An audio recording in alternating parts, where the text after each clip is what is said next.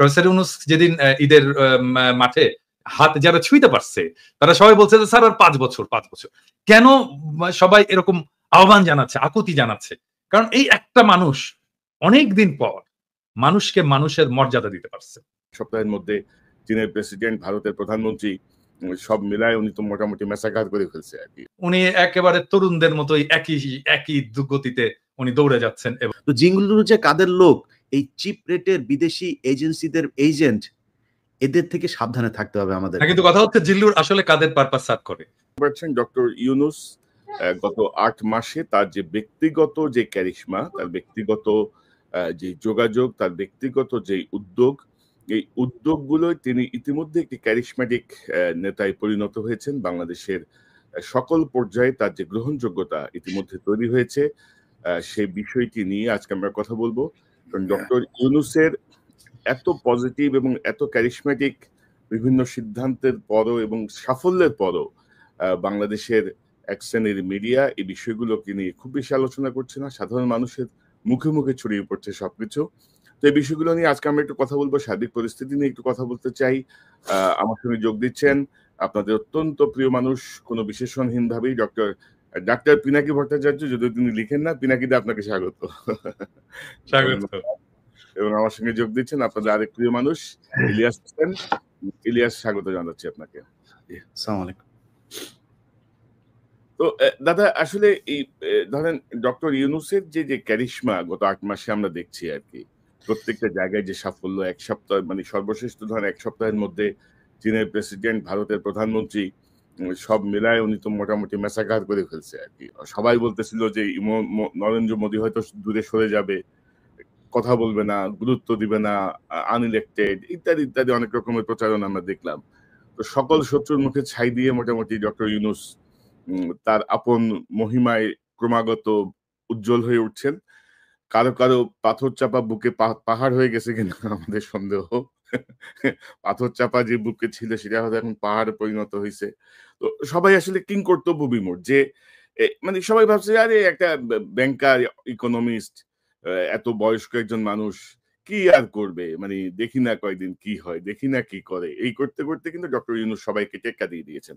তো আপনাকে দিয়ে শুরু করতে চাই। ডক্টর ইউনূসের যে সাফল্যগুলো ইতিমধ্যে আমরা দেখছি, সে বিষয়টা নিয়ে আমার মনে হয় যে আপনি যদি একটু সূচনা করেন ভালো হয়। না, প্রথম বিষয়টা হচ্ছে যে প্রফেসর ইউনূস যে কি জিনিস, এটা তো বাংলাদেশকে বুঝতে দেয়নি গত 15-16 বছর হাসিনা। হ্যাঁ, কারণ হাসিনার মাথায় সবসময় ছিল এই সম্ভাবনাটা যে আমি আমার প্রতিপক্ষকে নিশ্চিহ্ন করে দেব, এবং প্রতিপক্ষ পলিটিক্যাল পার্টি থেকে তো অবশ্যই বিএনপি জামাতকে আমি নিশ্চিহ্ন করে দেব, এবং পলিটিক্যাল পার্টির বাইরে যে ন্যাশনাল ফিগার গুলো আমার প্রতিপক্ষ হতে পারে, আমাকে রিপ্লেস করতে পারে, মানুষের মনে আশা জাগাইতে পারে ভবিষ্যতের বাংলাদেশের নেতা হিসেবে, তাকেও আমি ক্র্যাশ করে দেবো। এর মধ্যে প্রফেসর ইউনূস ছিলেন, এবং প্রফেসর ইউনূসকে বাংলাদেশ কাজে লাগাতে পারেনি। টু টেল ইউ ফ্র্যাঙ্কলি, এটা একদমই পারেনি বাংলাদেশ কাজে লাগাতে। তাকে অন্য দেশ কাজে লাগাইছে, পৃথিবীর সব দেশ তাকে কাজে লাগাইছে, পৃথিবীর সব দেশে তার মেধা, দক্ষতা এটা কাজে লাগছে। পৃথিবীর সব দেশে সে সেলিব্রেটেড। এইরকম ফিগার বাংলাদেশের ইতিহাসে আগামী 50-100 বছরে আসবে কিনা এটা আমার সন্দেহ আছে। মানে আমি অবশ্য ভবিষ্যৎ নিয়ে এত বড় ইয়ে করতে চাই না, কারণ আমরা ডেফিনেটলি আমরা প্রত্যাশা করি যে প্রফেসর ইউনূসের যোগ্যতাকেও ছাড়িয়ে যাক আমাদের আগামী প্রজন্ম। কিন্তু আমরা তো ধরেন জিয়াউর রহমানের পরে এত বড় কারিশম্যাটিক লিডার আমরা বাংলাদেশে পাইনি। আর নট ইভেন শেখ মুজিবও এই লেভেলের কারিশম্যাটিক লিডার ছিল। তো এই জায়গাটা এসে উনি কাজ করার সুযোগ পাইছেন অনেক বেশি বয়সে। আমাদের সবার মনেই একটা আশঙ্কা ছিল যে এই বয়সে উনি কেমন সময় দিতে পারবেন, কেমন পারফর্ম করবেন, ওনার সেই উদ্যমটা আছে কিনা। কিন্তু এটাকেও উনি পিছনে ফেলে দিয়েছেন। উনি একেবারে তরুণদের মতোই একই গতিতে উনি দৌড়ে যাচ্ছেন, এবং মাত্র 8 মাস। আজকের ভিডিওতে আমি বলছি যে প্রফেসর ইউনূস যেদিন ঈদের মাঠে হাত যারা ছুঁইতে পারছে তারা সবাই বলছে যে স্যার আর 5 বছর 5 বছর। কেন সবাই এরকম আহ্বান জানাচ্ছে, আকুতি জানাচ্ছে? কারণ এই একটা মানুষ অনেকদিন পর মানুষকে মানুষের মর্যাদা দিতে পারছে। হ্যাঁ, এটাই ইম্পর্টেন্ট। হ্যাঁ, এটাই ইম্পর্টেন্ট। এবং এই জায়গাটায় যে প্রফেসর ইউনূস যে স্ট্যান্ডার্ড সেট করে দিয়ে যাচ্ছে, আমাদের ভবিষ্যৎ রাষ্ট্রনেতাদের জন্য, ভবিষ্যৎ শাসকের জন্য এই স্ট্যান্ডার্ডটা অ্যাচিভ করতেই হবে এবং এটা খুবই ইম্পর্টেন্ট। স্যার যতদিনই থাকেন, স্যার সামনে ডিসেম্বরে ইলেকশন দিয়ে চলে যান বা সামনের জুনে ইলেকশন দিয়ে চলে যান, হোয়াট এভার, যে যতদিনই থাকেন উনি যে স্ট্যান্ডার্ডটা সেট করে দিয়ে যাচ্ছেন, এটাই বাংলাদেশের শাসনের স্ট্যান্ডার্ড, এটাই বাংলাদেশের রাষ্ট্রনেতার স্ট্যান্ডার্ড হয়ে থাকবে। এবং এখানেই এই পুরনো রাজনীতিবিদদের আতঙ্ক, ভয় যে আমরা তো আসলে পারবো না এটা করতে, আমাদের এই মেধা, এই যোগ্যতা, এই ভিশন এটা তো নাই। সেই জন্যই যত কম ছোট করা যায় ওনার শাসনকালটাকে এবং যত তাড়াতাড়ি ওনাকে ডিসক্রেডিট করে বের করে দেওয়া যায় এই চেষ্টা হয়েছে। এবং এটা সম্ভব হবে না এই কারণেই যে বাংলাদেশের মানুষ প্রফেসর ইউনূসের পাশে দাঁড়িয়ে গেছে। হ্যাঁ, একটা বিশাল প্রাচীর হয়ে ওনার পাশে দাঁড়িয়ে গেছে এবং উনি বিপ্লবের কেউ ছিলেন না, কিন্তু উনি বিপ্লবে পার্টিসিপেট করেননি। হ্যাঁ, উনি এমনকি বিপ্লবের সময় দেশেও ছিলেন না, কিন্তু উনি বিপ্লবের আইকন হয়ে উঠছে। এটা একটা অসাধারণ বিষয়। হ্যাঁ, আমি এটাকে তুলনা করতে চাই খোমেনির সাথে। খোমেনিও প্যারিসে ছিলেন ওই সময় এবং প্যারিস থেকে দেশে ফিরে গেলেন। হ্যাঁ, তো সেই প্রত্যাবর্তনের পর খোমেনি যেই ফিগার হয়ে উঠেছিলেন ইরানে, প্রফেসর ইউনূস ঠিক একই লেভেলের ফিগার হয়ে উঠেছেন।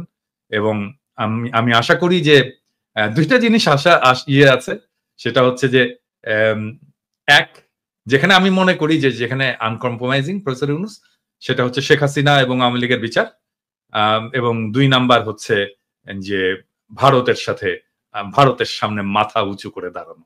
এবং এই জিনিসটা আমরা চাই যে এটা প্রফেসর ইউনূস যেটা করেছেন, মিটিং এ যা বলেছেন আমরা তো দেখেছি, মোদির সাথে মিটিং এ কি বলেছেন। হ্যাঁ, এবং এই জিনিসটা অব্যাহত থাকলে বাংলাদেশের মানুষ ওনাকে আর কখনোই ছাড়তে চাইবে না। জি দাদা, আমি আরো বিস্তারিত ভাবে ধরেন চীন সফর, ভারতের সাথে নরেন্দ্র মোদীর সাথে যে বৈঠক, বা সাম্প্রতিক সময় যে আমেরিকার সাথে যে ট্রেডের যে শুল্কের যে বিষয়টা নিয়ে একটু আসবো আমি। তার আগে একটু ইলিয়াসের কাছে যেতে চাই। ইলিয়াস, আপনি কিভাবে দেখছেন ডক্টর ইউনূসময় সাধারণ মানুষের মন, এবং সবাই চাচ্ছেন যে ডক্টর মোহাম্মদ ইউনূস আরো কন্টিনিউ করুক, আবার সকল দলের একটা চাপ হচ্ছে যে নির্বাচনটা যেন যথাসময়ে হয়। তো সব মিলিয়ে আপনার পর্যবেক্ষণ ইউনূসের, মানে ব্যক্তিগত ইউনূস, আমি কিন্তু পুরো ডক্টর ইউনূস সাহেবের মন্ত্রী পরিষদের কথা বলছি না, উপদেষ্টা পরিষদ না, শুধু ডক্টর ইউনূসের যে ক্যারিশমা, আমরা সেটাকে হাইলাইট করতে চাচ্ছি। হাইলাইট মানে কি সেটা নিয়ে আমরা আলোচনা করতে চাচ্ছি, এটা অলরেডি হাইলাইটেড, আপনার কাছ থেকে শুনি।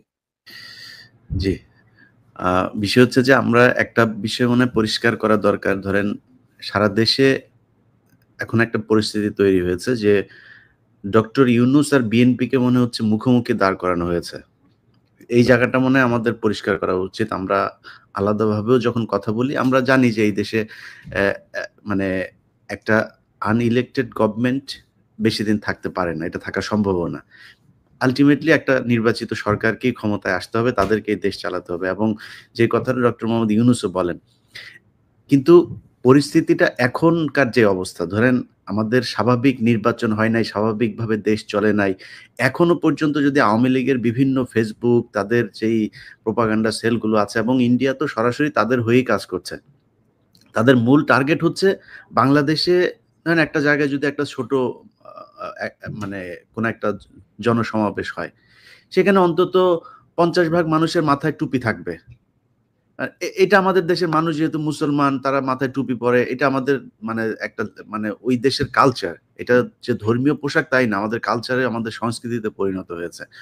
এটাকেও তারা নিয়ে তারপরে ফেসবুকে পোস্ট করছে, করে তারপরে দেখাচ্ছে যে আমি জানি না, এখানে হতে পারে কেউ মানে কালো পতাকার ভেতরে লা ইলাহা ইল্লাল্লাহ মুহাম্মাদুর রাসূলুল্লাহ লেখা তো আর নিষেধ না, বাট এটা যেহেতু একটা জঙ্গি সংগঠন, এটা কাদের তৈরি কি সে আলোচনায় আর যাচ্ছি না, একটা জঙ্গি সংগঠনের নাম দেয়া হয়েছে, আমরা সেটা থেকে মানে বিরত থাকাই মনে হয় ভালো।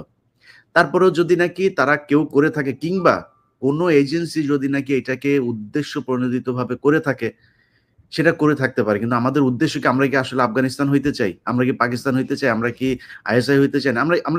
আমরা তো কোনো জঙ্গি সংগঠনের সাথে না, আমরা চরমপন্থী না, কখনোই না।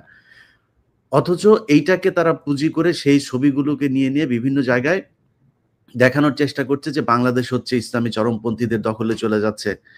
এটা যদি আপনি কয়েকটা সিকোয়েন্সে যদি ভাগ করেন, দেখেন ঈদের আগের দিন প্রথম আলোর একটা নিউজ ছিল আপনাদের কারো চোখে পড়েছে কিনা জানি না, আমিও দেখিনি, আমাকে একজন পাঠিয়েছে, একজন সাংবাদিকই পাঠিয়েছেন। তিনি দেখলাম যে সেখানে আজ চাঁদ দেখা গেলে কাল ঈদ, এটা হচ্ছে ইয়েটা আমি কনক ভাইকে এটা পাঠাতে চেয়েছিলাম। তো সেইখানে একটা ব্যানার আছে, ব্যানারের পেছনে অনেকগুলো মানুষ, সেই মানুষগুলোর সাথে আপনার একটা কুকুরকে দিয়ে দেওয়া হয়েছে। আচ্ছা, আপনি আমাকে বলেন যে প্রথম আলোর ঈদের দিনের ইয়ের সাথে এই যে এই এই এই উল্টা হচ্ছে হয়ে গেছে, উল্টা হয়ে গেছে। আমাকে একটু করতে হবে। আচ্ছা, তো এখন ধরেন, আচ্ছা এই হচ্ছে ইয়েটা, দেখেন এই যে কোন একটা কুকুর ঈদ মোবারকের নিচে, কুকুর না গরু? ঠাকুর, হ্যাঁ কুকুর। আচ্ছা গরুর তো শিং থাকবে, কুকুর একটা। আচ্ছা, তো এটা এখানে দেওয়া হয়েছে। আচ্ছা, এরপরে তারা আরেকটা নিউজ করেছে, এই ঠিক ঈদের আগে দিয়েই নিউজ করেছে যে ওই কাপাসিয়াতে এক মুসল্লিরা, তাদের শিরোনামটা হচ্ছে নাটক বন্ধ করে দিল মুসল্লিরা।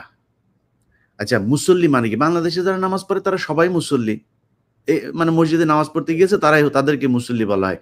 তার মানে মুসল্লি ইনডিরেক্টলি সে এটাই বোঝাচ্ছে যে মুসলমানরা হচ্ছে গিয়ে নাটক বন্ধ করে দিল। বাংলাদেশের মানুষ, আরে ভাই এই দেশ এরকম এক জায়গায় গিয়ে পৌঁছেছে পর্ন জোর করে সরকারিভাবে বন্ধ করতে হয়। তো পর্ন সাইট আপনি বন্ধ করার জন্য সরকারিভাবে সেই দেশে আপনি বলছেন যে এই দেশে নাটক চলতে দেয় না? সারাদিন নাটক সিনেমা দিয়ে ভরপুর, নাটক নাকি চলতে দেয় না, নাটক বন্ধ করে দিয়েছে। প্রথম আলো এই নিউজ করেছে। আচ্ছা, নিউজ করার আগে আর পরের মানে ঘটনা, যেই দেশের প্রাইম মিনিস্টার পর্যন্ত নাটক করে, হ্যাঁ এবং এত বেশি নাটক করে যে আমাদেরকে বলতে হয় নাটক কম করো প্রিয়, হ্যাঁ, সেই দেশের নাটক নাটক চলে না। এখন নাটক চলে না, তো এই ঠিক না। বিষয়গুলো যদি সবই করেন, এখন মানুষ তো রিয়েক্ট করে নাই, যেটা 2007 সালে প্রথম আলো করেছিল, সেই এক কার্টুন দিয়ে তারপরে মুসলমানদেরকে ঝাঁপায় তারপরে রাস্তায় নামালো, নামানোর পরে তারপরে এই যে 15 বছর সেই প্রথম আলোর কার্টুনের চললো বাংলাদেশ। সারা পৃথিবী জানলো যে এই দেশ মুসলমানদের ইয়েতে চলে যাচ্ছে, চরমপন্থীরা দখলে নিচ্ছে। ঈদের আগেও আপনি যদি চ্যানেল জিল্লুর যে বক্তব্য, জিল্লুর হঠাৎ করে বলে বসলো যে এই দেশে নাকি বিশাল চরমপন্থী। জিল্লুর তোমার সেই জঙ্গি হামলা কই? ঈদের পরে না বলে জঙ্গি কোথায় কোথায় জঙ্গি হামলা হবে জিল্লুর সেটাও বলে দিল। তো জিল্লুর যে কাদের লোক, এই চিপ রেটের বিদেশি এজেন্সিদের এজেন্ট, এদের থেকে সাবধানে থাকতে হবে আমাদের। কিন্তু কথা হচ্ছে জিল্লুর আসলে কাদের পারপাস সার্ভ করে? মানে জিল্লুর তো আগে আমেরিকান পয়সায় চলতো, এখন তো আমেরিকান পয়সা বন্ধ। নাই, এখন জিল্লুরের পয়সাটা কোত্থেকে আসছে এটা একটু আমাদের জানা দরকার তো। জিল্লুরকেও বলতে হবে। হ্যাঁ, এখন পাশের তাই না? থেকে, হ্যাঁ, পাশের থেকে, এখন তো পাশের সেটা থেকে সেটা তো মানুষদের জানা দরকার। হ্যাঁ, যে আসলে তো আমেরিকান ফান্ডিং বন্ধ, তো সবার বন্ধ, যারা পাইতো এনইডি ফেনিডি ইত্যাদি ইত্যাদি সবকিছু ট্রাম্প দিছে একেবারে বন্ধ করে। এখন জিল্লুরের পয়সা কোত্থেকে আসে এটা জিল্লুরকে বলতে হবে। জিল্লুরের এনজিও কি দিয়ে চলে, কার পয়সায় চলে, তাহলেই সব বোঝা যাবে কার কি কোথায় বাধা আছে। তো এই ন্যারেটিভ থেকেই দেখেন, এইখান জিল্লুরের গলার জোর কোথায় থেকে আসে ওটা আমরা জানি। এইখান থেকেই কিন্তু শুরু হয়েছে। আপনি দেখেন এক এক করে প্রথম আলো এইদিকে এইভাবে উস্কাইতে যাচ্ছে, জিল্লুর আবার ওইদিকে খাতা কলম সামনে নিয়ে 5-6টা পৃষ্ঠা নিয়ে তার কাছে বিভিন্ন দেশের এজেন্সিরা তাকে তথ্য দিয়েছে, তিনি হচ্ছে জেনেছেন বাংলাদেশে একটা এবং কিভাবে হামলা হবে। আমি আমার আগের ভিডিওতে এই কথাগুলো বলেছি যে কোর্টে হামলা হবে আগের মতো, সেই জেএমবির মতোই নাকি কোর্টে হামলা হবে। তো জেএমবির হামলা কোর্টে সারা দেশে 500 জায়গায় করেছে কারা? র করেছে। তার মানে জিল্লুর রয়েদের লোক, এটা সে নিজে প্রমাণ করলো। মানে সায়ানট এই হামলা সব তাদের হামলা। আমরা ইলিয়াস আমরা শুনি, মানে প্রথম এটা হচ্ছে যে এজেন্সির গোয়েন্দা রিপোর্ট কার কাছে আসে? হ্যাঁ, কার কাছে? আমাদের কাছে আসে না, ওর কাছে আসে কেন গোয়েন্দা রিপোর্ট? তো এবং সেটা কোন দেশের? যে দেশ থেকে ফান্ড পাচ্ছে, ইন্ডিয়া। ফান্ড তো বন্ধ, আমেরিকান ফান্ড তো বন্ধ। তো এই হচ্ছে অবস্থা। তারা যে চেষ্টাটা করেছিল সেটার কিছুটা প্রতিফলন আবার নিউ ইয়র্ক টাইমস তাদের নিউজ করেছে, বাংলাদেশে ইসলামপন্থীদের করেছে। বাংলাদেশ ইসলামপন্থীদেরই দেশ, এই দেশে ইসলামের পন্থীরা যা চায় সেইভাবেই চলবে। এটা তো খ্রিস্টানের দেশ না, এটা তো ইহুদির দেশ, এটা হিন্দুদের দেশ না, এই মুসলমানদের দেশ। তো মুসলমানরা যেমন চায় তেমনি চলবে। আপনার কোন দেশ আছে যে যেখানে আপনি যদি গণতন্ত্র মানেন, মুসলমান যদি চায় যে আমার দেশ আজকে, তারা যদি বলে এই দেশ শরিয়ায় চলবে, এই দেশ না আমার ওপেন সেক্স কান্ট্রি হবে, সমস্যা কি? যা চায় তারা তাই হবে। তো যাই হোক, এই বিষয়গুলো নিয়ে তারা চাচ্ছে বিদেশিদের আবার ফের সে আগের মতো ইনভলভ করতে। এখন সমস্যাটা সেটা হচ্ছে যেটা নিয়ে আমরা আজকে আলোচনা করছি, ডক্টর মোহাম্মদ ইউনূসের। ডক্টর মোহাম্মদ ইউনূস এই চীনের যেই সফরটা, শেখ হাসিনাকে ইন্ডিয়াতে গেলে কাদেরকে দিয়ে বাইজি টাইজিদেরকে দিয়ে বরণ করতো, আমরা দেখেছি ঢোল তবলা দিয়ে, তারপরে নেচে, এখানে শেখ হাসিনা নিজেও ডান্স করেছেন, এগুলো দিয়ে বরণ করতো। একটা ছোট্ট মন্ত্রীকে পর্যন্ত পাঠায় নাই, উপমন্ত্রী, মন্ত্রণালয়ের কর্মকর্তা, এদেরকে দিয়ে তাকে রিসিভ করাইতো।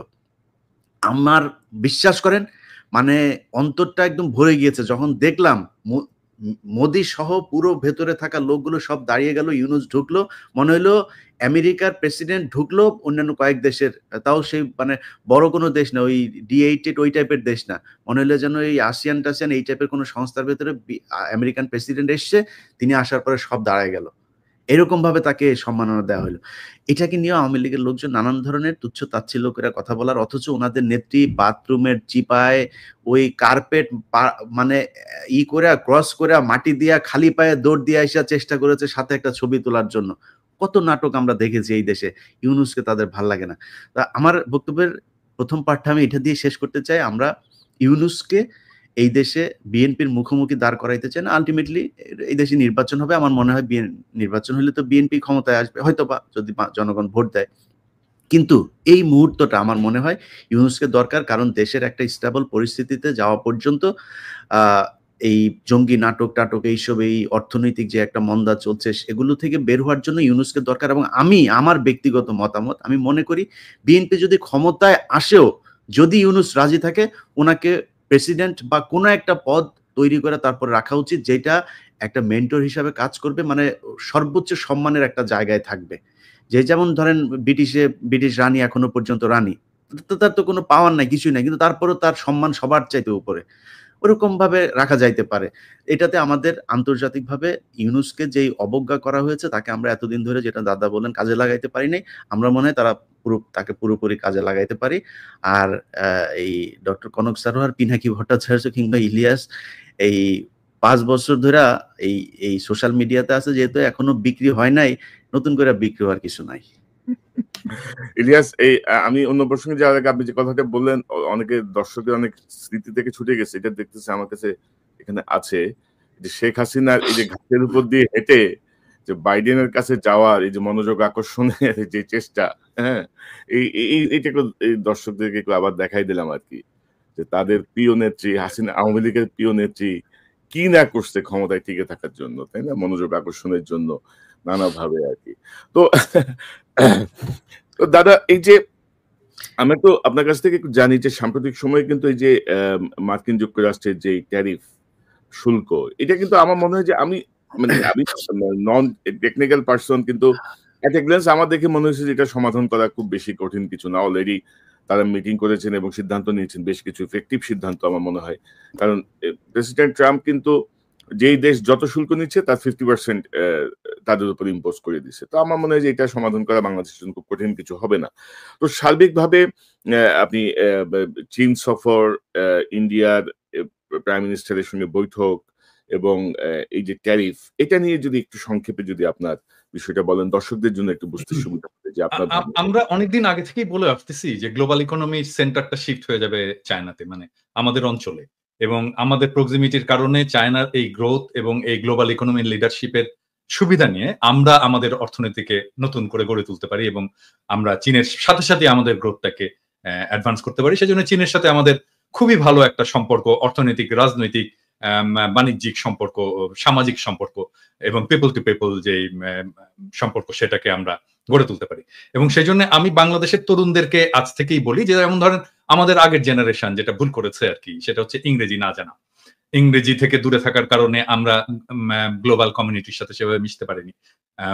এবং এখন যে সুযোগটা আসছে, আমাদের চাইনিজ জানতে হবে। মানে আমাদের না জানলেও চলবে চাইনিজ, কিন্তু আমাদের পরের যারা প্রজন্ম তাদেরকে চাইনিজ জানতে হবে, ম্যান্ডারিন জানতে হবে, ভালো চাইনিজ জানতে হবে, যদি আমাদের সত্যিকার অর্থেই এই ইকোনমিক গ্রোথের সাথে আমাদেরকে এক পার যেতে হয়।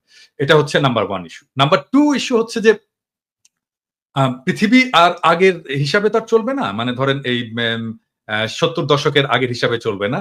এখন গ্লোবাল ইকোনমি এবং পলিটিক্স এর সেন্টার অনেকগুলো জায়গায় হবে। আমেরিকার অর্থনৈতিক কর্তৃত্ব কমবে, কিন্তু স্টিল তার পলিটিক্যাল কর্তৃত্বটা থাকবে গ্লোবালি। আমাদের আমেরিকার সাথে একটা সম্পর্ক রাখতে হবে লং টার্মে, এবং সেটা কিভাবে রাখা যায় সেটা নিয়ে আমি একটা ভিডিও করেছি। যে কৃষিভিত্তিক যে সমস্ত রাজ্যগুলো আছে তার সাথে আমাদের বাণিজ্য বাড়ানো, এবং এটা যদি বাড়ে তাহলে আমাদের ট্যারিফ এমনিতেই কমবে। হ্যাঁ, আমি তখনও জানতাম না যে ট্যারিফ ইম্পোজ হচ্ছে। তো এটা যেদিন ট্যারিফ ইম্পোজ হলো তার 2 দিন আগে বোধহয় আমি করেছিলাম। তো আমাদের যদি আমদানি বাড়ে আমেরিকা থেকে, আমাদের ট্যারিফ, রেসিপ্রোকাল ট্যারিফ এমনিতেই কমে যাবে।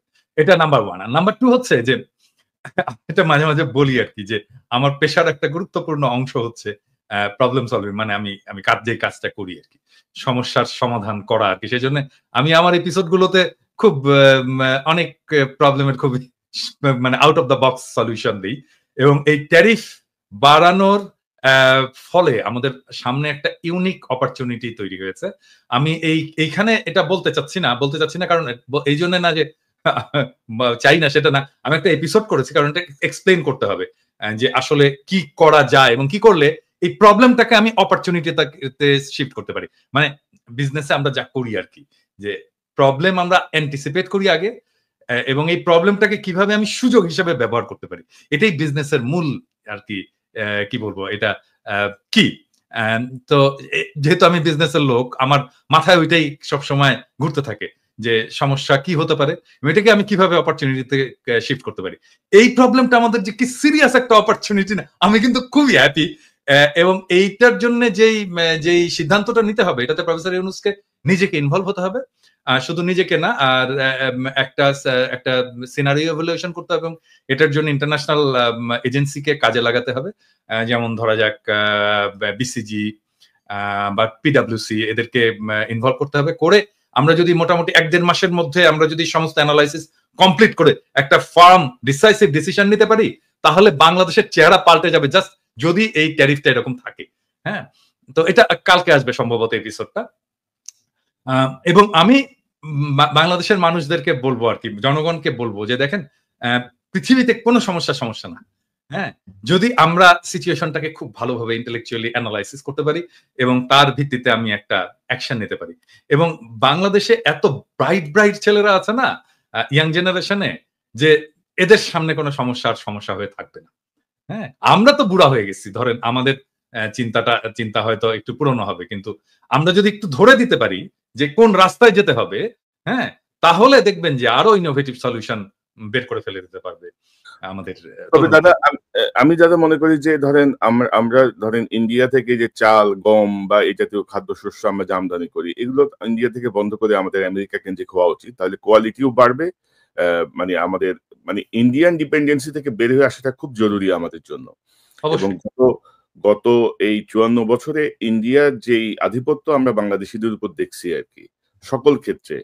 তো আমার মনে হয় যে তার একটা জবাব দেওয়া উচিত। ইতিমধ্যে চিকিৎসা বন্ধ হয়ে কিন্তু অনেক মানে বাসের কাউন্টার এখন কাপড়ের দোকান হয়ে গেছে। অনেক কাপড়ের দোকান বন্ধ হয়ে যাচ্ছে। অনেক খারাপ অবস্থা। আমার মনে হচ্ছে তাদেরকে একটা শিক্ষা দেওয়া খুব জরুরি। মানে জেন্টাল ওয়েতে আরকি, যে দেখো মানে আমি যখন ভারতীয় পণ্য বয়কট আন্দোলন করছিলাম আরকি, হ্যাঁ, সেই সময় আপনারা সবাই সাপোর্ট করেছেন। মানে ওই সময় ওদের কথাবার্তা দেখলে না গায়ে জ্বলুনি উঠতো আরকি। মানে ওদের ইয়েটা কি ছিল? সেটা হচ্ছে যে আমরা তো পয়সা দিয়ে কিনে আনি রে ভাই। সমস্ত পণ্য, ইন্ডিয়ান পণ্য তো আমরা পয়সা দিয়ে কিনে আনি। ওরা তো দয়া করে আমাদেরকে দান করতেছে না। ওদের বিষয়টা হচ্ছে কি? ওদের চাওয়াটা কি? আমাদের শুধু কিনলে চলবে না, আমাদের কিনতে হবে এবং তারপর কৃতজ্ঞ থাকতে হবে। দাদা আমাদেরকে দিয়েছেন, আপনারা না দিলে তো আমরা মরে যেতাম দাদা।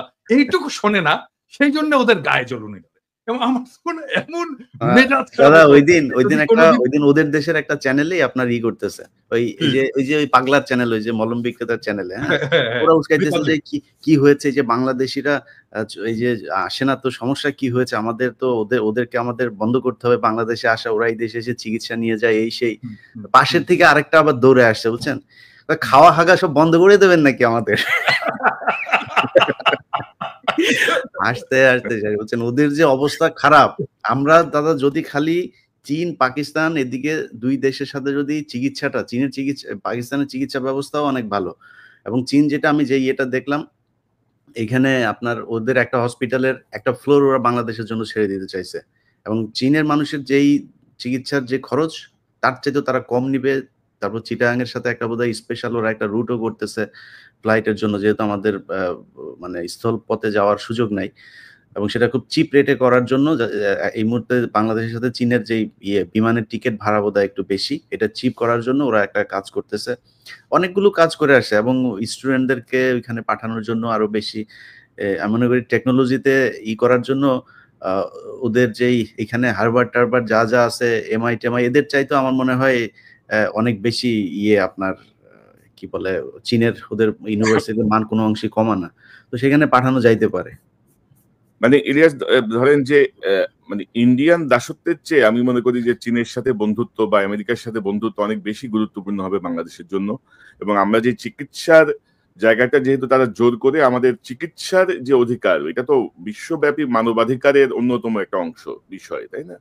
সেটি যেহেতু তারা বন্ধ করেছে গারল একটা অ্যাটিটিউড করে, একটা স্বৈরাচারী শাসককে রক্ষা করার নামে, মানে বিশ্বের সর্ববৃহৎ গণতন্ত্রের দাবিদার একটা দেশ, তো আমার মনে হয় যে আমাদের ওই চিকিৎসার জায়গাটায় আমরা চীনের দিকেই থাকি, পাকিস্তানের দিকে যাই প্রয়োজনে।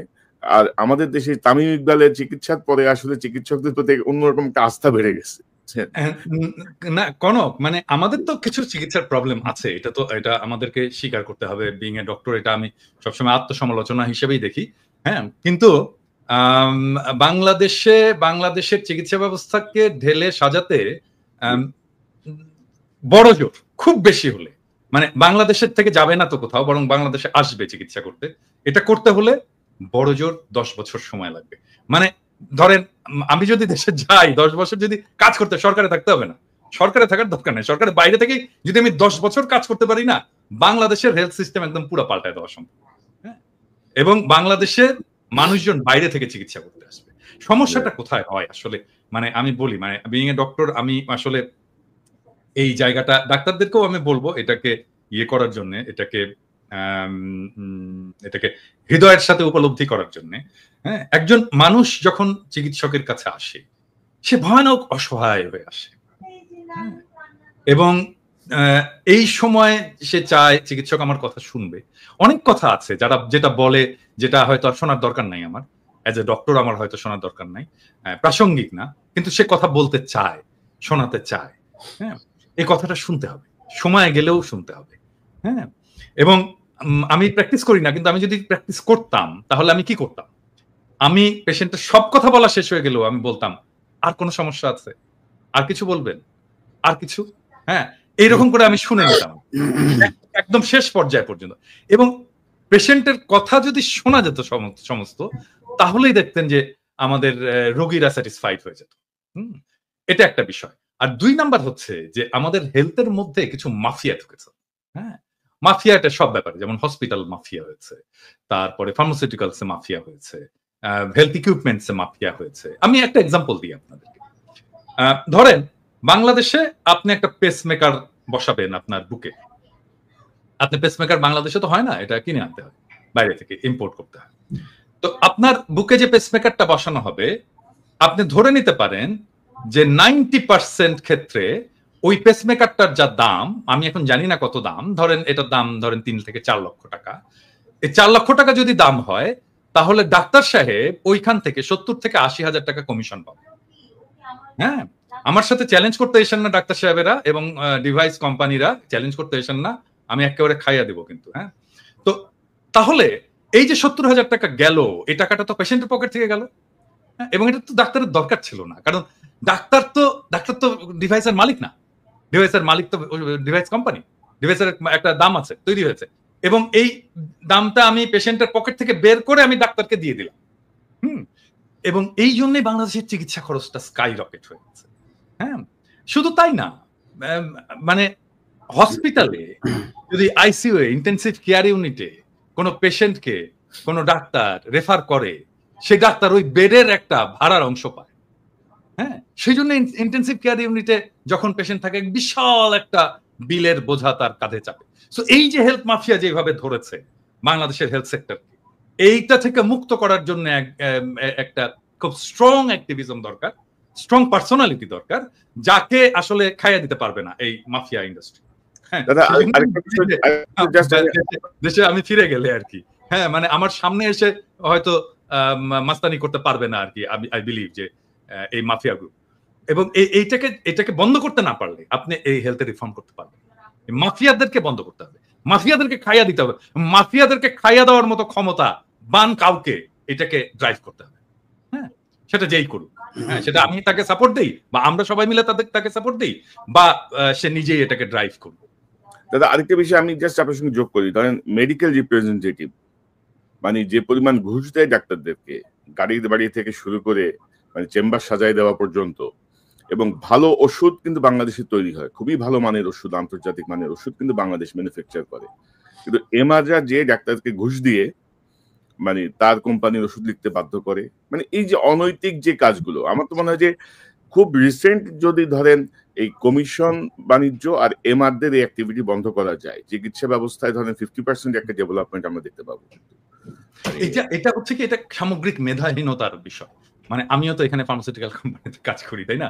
মানে আমাদেরকেও ডাক্তারদের কাছে যেতে হয়, আমাদেরও রিপ্রেজেন্টেটিভরা ডাক্তারদের কাছে যায়, এবং এখানে যে ধরনের রুলস এবং রেগুলেশন আছে, মানে অনেক ডাক্তার ধরেন আমার সাথে মিট করলেন, হ্যাঁ, কথা বলবেন বা বললেন যে তোমার সাথে এই টাইমে আমি মিট করি, আমাকে অফিস থেকে রেঞ্জ দেওয়া আছে, আমি ঠিক কত টাকা খরচা করতে পারবো ওনাকে চা কফি খাওয়ানোর জন্য, হ্যাঁ, বা আমি ওনাকে কি গিফট দিতে পারবো, এটা টাকায় অঙ্কে ইয়ে করা আছে, এবং আমাকে এটা এসে ডিক্লেয়ার করতে হয় যে আমি এটা দিয়েছি ওনাকে, আমি ওনাকে এই রেস্টুরেন্টে খাইয়েছি, এই যে এত বিল, এবং এটার দাম জানেন, আমি বলি দুজনকেই বলি আর কি, মানে এটা লাঞ্চ যদি করাতে হয় তাহলে এটা 18 ইউরোর বেশি না।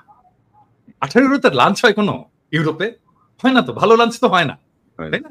মানে আদতে আসলে আমরা কিছু করতে পারি না, আমরা এই দেশে ডাক্তারদেরকে গিফট স্যাম্পল এইটা সেটা এগুলো আমরা দিতেই পারি না। আমাদেরকে করতে হয়, আমাদের ইন্টেলেকচুয়াল কাজ করতে হয়, আমাদের রিসার্চ করতে হয়, রিসার্চ ডেটা দেখাইতে হয়, এটা দেখায় কনভিন্স করতে হয়, হ্যাঁ, অন্য কিছু করার এখানে সুযোগ নাই। ওই সিস্টেমটা বাংলাদেশে ইমপ্লিমেন্ট করা সম্ভব, এবং যেহেতু এটা করতে পারছে না বাংলাদেশে ফার্মাসিউটিক্যাল কোম্পানিগুলো, সেই জন্য তারা ডাক্তারকে যে টাকা দেয়, মাসোহারা দেয়, মানে মাসে মাসে খাম দেয়, হ্যাঁ। এরকম এটা কিরকম জানেন, মানে এটা বলি না, এটা যারা শুরু করেছে, যারা এটা ইয়ে করেছে, এইরকম একটা কোম্পানির একজন সেলস ম্যানেজার আমার কোম্পানিতে চাকরি শুরু করলো আর কি, হ্যাঁ। তো আমি তাকে জিজ্ঞেস করলাম যে এই যে আপনারা যে টাকা পয়সা দিতেন এটা কিভাবে, তো খুব লজ্জা পাচ্ছে যে স্যার এইটা আর বললেন না স্যার, এটা যে কিভাবে করতাম, অনেক পায়াস ডাক্তার ছিলেন, টাকাটা নিতে চাইতেন না। তখন আমরা একটা টেকনিক করতাম, কি টেকনিকটা হচ্ছে আমি যে বলতাম, ডাক্তার সাহেব এটা তো আপনার কাছে আসতোই, ডায়াগনস্টিকেরও কিন্তু একই জিনিস, ডায়াগনস্টিক যে টেস্ট হয় সেটারও একই জিনিস, ডাক্তার সাহেব এটা তো আপনার কাছে আসতোই, হ্যাঁ, এটা আমার কাছে এসছে থাকবে, হ্যাঁ, এটা কাজ করি ডাক্তার সাহেব, আপনি একটা এতিমখানায় দিয়ে দেন, আপনার হয়ে আমরা দিয়ে আসবো, হ্যাঁ। তো এরকম 3-4 মাস চলতো আর কি, ডাক্তার সাহেব এতিমখানায় দিয়েছে এই যে রশিদ, ডাক্তার সাহেব এতিমখানায় দিয়েছে এই যে রশিদ, ডাক্তার সাহেব এতিমখানায় দিয়েছে এই যে রশিদ, ওনারা খুব খুশি। 4র্থ মাসে এসে বলতো ডাক্তার সাহেব আপনি দিয়ে দিন, এই যে বুঝতে পারছেন, মানে এই যে শিফট, এই যে আস্তে আস্তে আস্তে আস্তে আস্তে আস্তে তাকে সেন্সিটাইজ করে শিফট করে তাকে করাপ্ট করে ফেলা, এই করাপ্ট প্র্যাকটিসের মধ্যে ঢুকিয়ে ফেলা, এটা করেছে বাংলাদেশের ইন্ডাস্ট্রি, এই হেলথ ইন্ডাস্ট্রি। এবং আপনি তো দাদা ওইটা তো জানেন না, এখন চিকিৎসকদের প্রেসক্রিপশন ছাপায় দেয় এমআর মানে ওষুধ কোম্পানিগুলা, এবং যেটা নিচে এরকম একটা কার্বন পেপার থাকে, কি প্রেসক্রিপশন লেখা হচ্ছে ওইটা শেষ হওয়ার পরে জমা দিতে হয়। মানে এইটা তো মাইর ছাড়া উপায় নাই, অবস্থাটা ছাড়া উপায় নাই, ধরে ওই কোম্পানিকে ধরে কোম্পানির মালিককে একদম সপাং করে মাইর দেওয়া উচিত, গুলিস্তানে কামানের উপরে দাঁড় করায়, যে কোম্পানি এটা করেছে সেই কোম্পানির মালিককে অথবা মার্কেটিং ম্যানেজারকে। এখন এই প্রসঙ্গে আপনারা বলতে পারেন যে দাদা আপনি তো বাংলাদেশে ফার্মাসিউটিক্যাল কোম্পানিতে কাজ করেছেন, ইন্ডাস্ট্রিতে কাজ করেছেন, এই ধরনের কাজ কি আপনি করেছেন? মানে এইরকম কাজ আর কি না, আমি করিনি। আমার কোম্পানিতে কাজ করেছে এরকম অনেক লোক আছে এখন, হ্যাঁ, মানে অ্যাটলিস্ট আপনি বাংলাদেশের ইন্ডাস্ট্রিতে খোঁজ করলে আমার D16 কাজ করেছে, আমি ধরেন লাস্ট তো কাজ করেছি D16 2010 থেকে 18 পর্যন্ত 8 বছর D16 কাজ করেছে, সেই সময় ধরেন এখন আপনি প্রায় 300 লোক পাবেন যারা D16 কাজ করে এসছে, যে কারোর সাথে কথা বলতে পারেন, এনিওয়ান। নরমালি তো যে প্রেসক্রিপশন নিয়ে ডাক্তারের চেম্বার থেকে বের হলে ওষুধ কোম্পানির লোকজন দেখতে চাইতো যে প্রেসক্রিপশনটা একটু দেখি ডাক্তার সাহেব কি ওষুধ লিখছে, পরে তারা ডাক্তারকে আর ট্রাস্ট করলো না, মানে এত ঝামেলায় গেল না, তারা প্রেসক্রিপশনের বই ছাপাই দিছে, যা লিখবেন কপি থাকবে, আমরা জাজ করবো যে আপনি। এটা রোগীদেরকে বলতে চাই, প্রেসক্রিপশন হচ্ছে অত্যন্ত প্রাইভেট একটা বিষয়, প্রপার্টি, হ্যাঁ, অত্যন্ত প্রাইভেট রেকর্ড, এবং এইটার ছবি তোলা অন্য কাউকে দেখতে চাওয়া এক্সেপ্ট ফার্মাসিস্ট, এটা আইনত নিষিদ্ধ। হ্যাঁ, এবং এই আইনটাকে এনফোর্স করতে হবে। এটা বাংলাদেশ সরকারকেই করতে হবে, স্বাস্থ্য মন্ত্রণালয়কেই করতে হবে এটা। হ্যাঁ? এবং এই মাফিয়াদেরকে যদি এখনই চেক না করা যায়, তাহলে এটা পরে এত বড় মাফিয়া হয়ে যাবে যে কেউ এটার সামনে আর দাঁড়াতে পারবে না। এবং আমি এই প্রসঙ্গটা আসতে ভালো হয়েছে আপনি যদি বলেন যে এই যে কমিশন আপনার এমআর এর বাইরে হচ্ছে প্রাইভেসি। মানে আপনি দেখেন যে আমাদের যে সাবেক উপদেষ্টা নাহিদ ইসলাম সিলেটে একটা হসপিটালে পায়ে ব্যথা পেয়ে চিকিৎসা নিল। আমি মানে একটু পরেই দেখলাম যে হসপিটাল কর্তৃপক্ষ তার এই যে প্রেসক্রিপশন থেকে শুরু করে এক্স-রে রিপোর্ট পর্যন্ত সব পাবলিক করে দিছে। তো আজকে যদি আপনি একটা চিকিৎসা নিতে যান, আপনি নিশ্চিত থাকেন বাংলাদেশে চিকিৎসা করবেন, আধা ঘন্টার মধ্যে আমি আপনার পুরা রিপোর্ট বাইর করে ফেলতে পারবো। যে আপনার ব্লাড রিপোর্টে কি আছে, এক্স-রেতে কি আছে, ডাক্তার কি অ্যাডভাইস করছে, সব। ডাক্তার ইন্টারভিউ দিয়ে বলবে যে তামিম ইকবালের মতো যে উনি তো সিগারেট খায়, উনি তো মদ খায়, উনি তো এই করে, সব বলে দিবে কিন্তু। মানে এটা এক ধরনের মানে এই এথিক্যাল এই জায়গাগুলি কিন্তু এথিক্স এর মধ্যে আছে না দাদা? এটাতে ডাক্তারদের এগুলো তো পড়ানো হয় তো। পড়ানো হয়। এখন পড়ানো হয় মানে আমরা পড়ে এসেছি। এখন পড়ানো হয় কিনা আমি জানি না।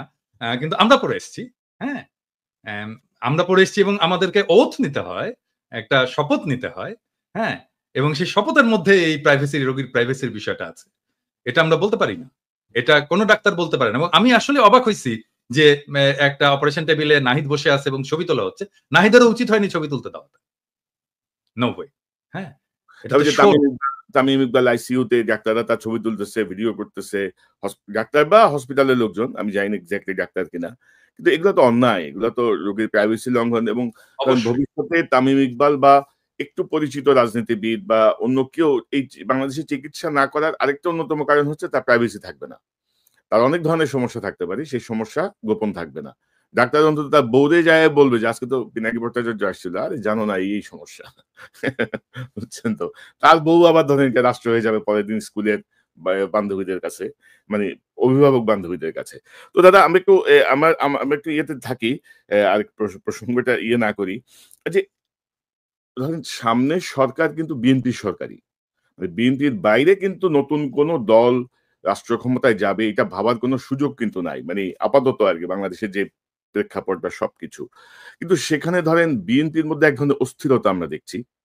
মানে সংস্কারের জায়গাটা আমরা যতটুকু আমরা বুঝি যে এই অনির্বাচিত সরকার বলেন আর যাই বলেন ডক্টর ইউনূস সরকারের পক্ষে যতটুকু সংস্কার বা বিচার করা সম্ভব এটা আর অন্য কারো পক্ষে সম্ভব না। মানে পলিটিক্যাল গভর্নমেন্ট আসলে এটা আসলেই সম্ভব না কোনোভাবেই। নানা রকমের চাপে, নানা রকমের কিছুতে। আর পলিটিক্যাল নেতারা তো সব একে অপরের ভাইরা ভাই, তাই না? তো অনেক ভাইরা ভাইয়ের রিকোয়েস্টে অনেক কিছু ওলটপালট হবে। তো মানে আমরা কি মানে জনগণ চাচ্ছে একটা দীর্ঘ সময় থাকুক ডক্টর ইউনূস। বিএনপি চাচ্ছে ডিসেম্বরের মধ্যে নির্বাচন হোক।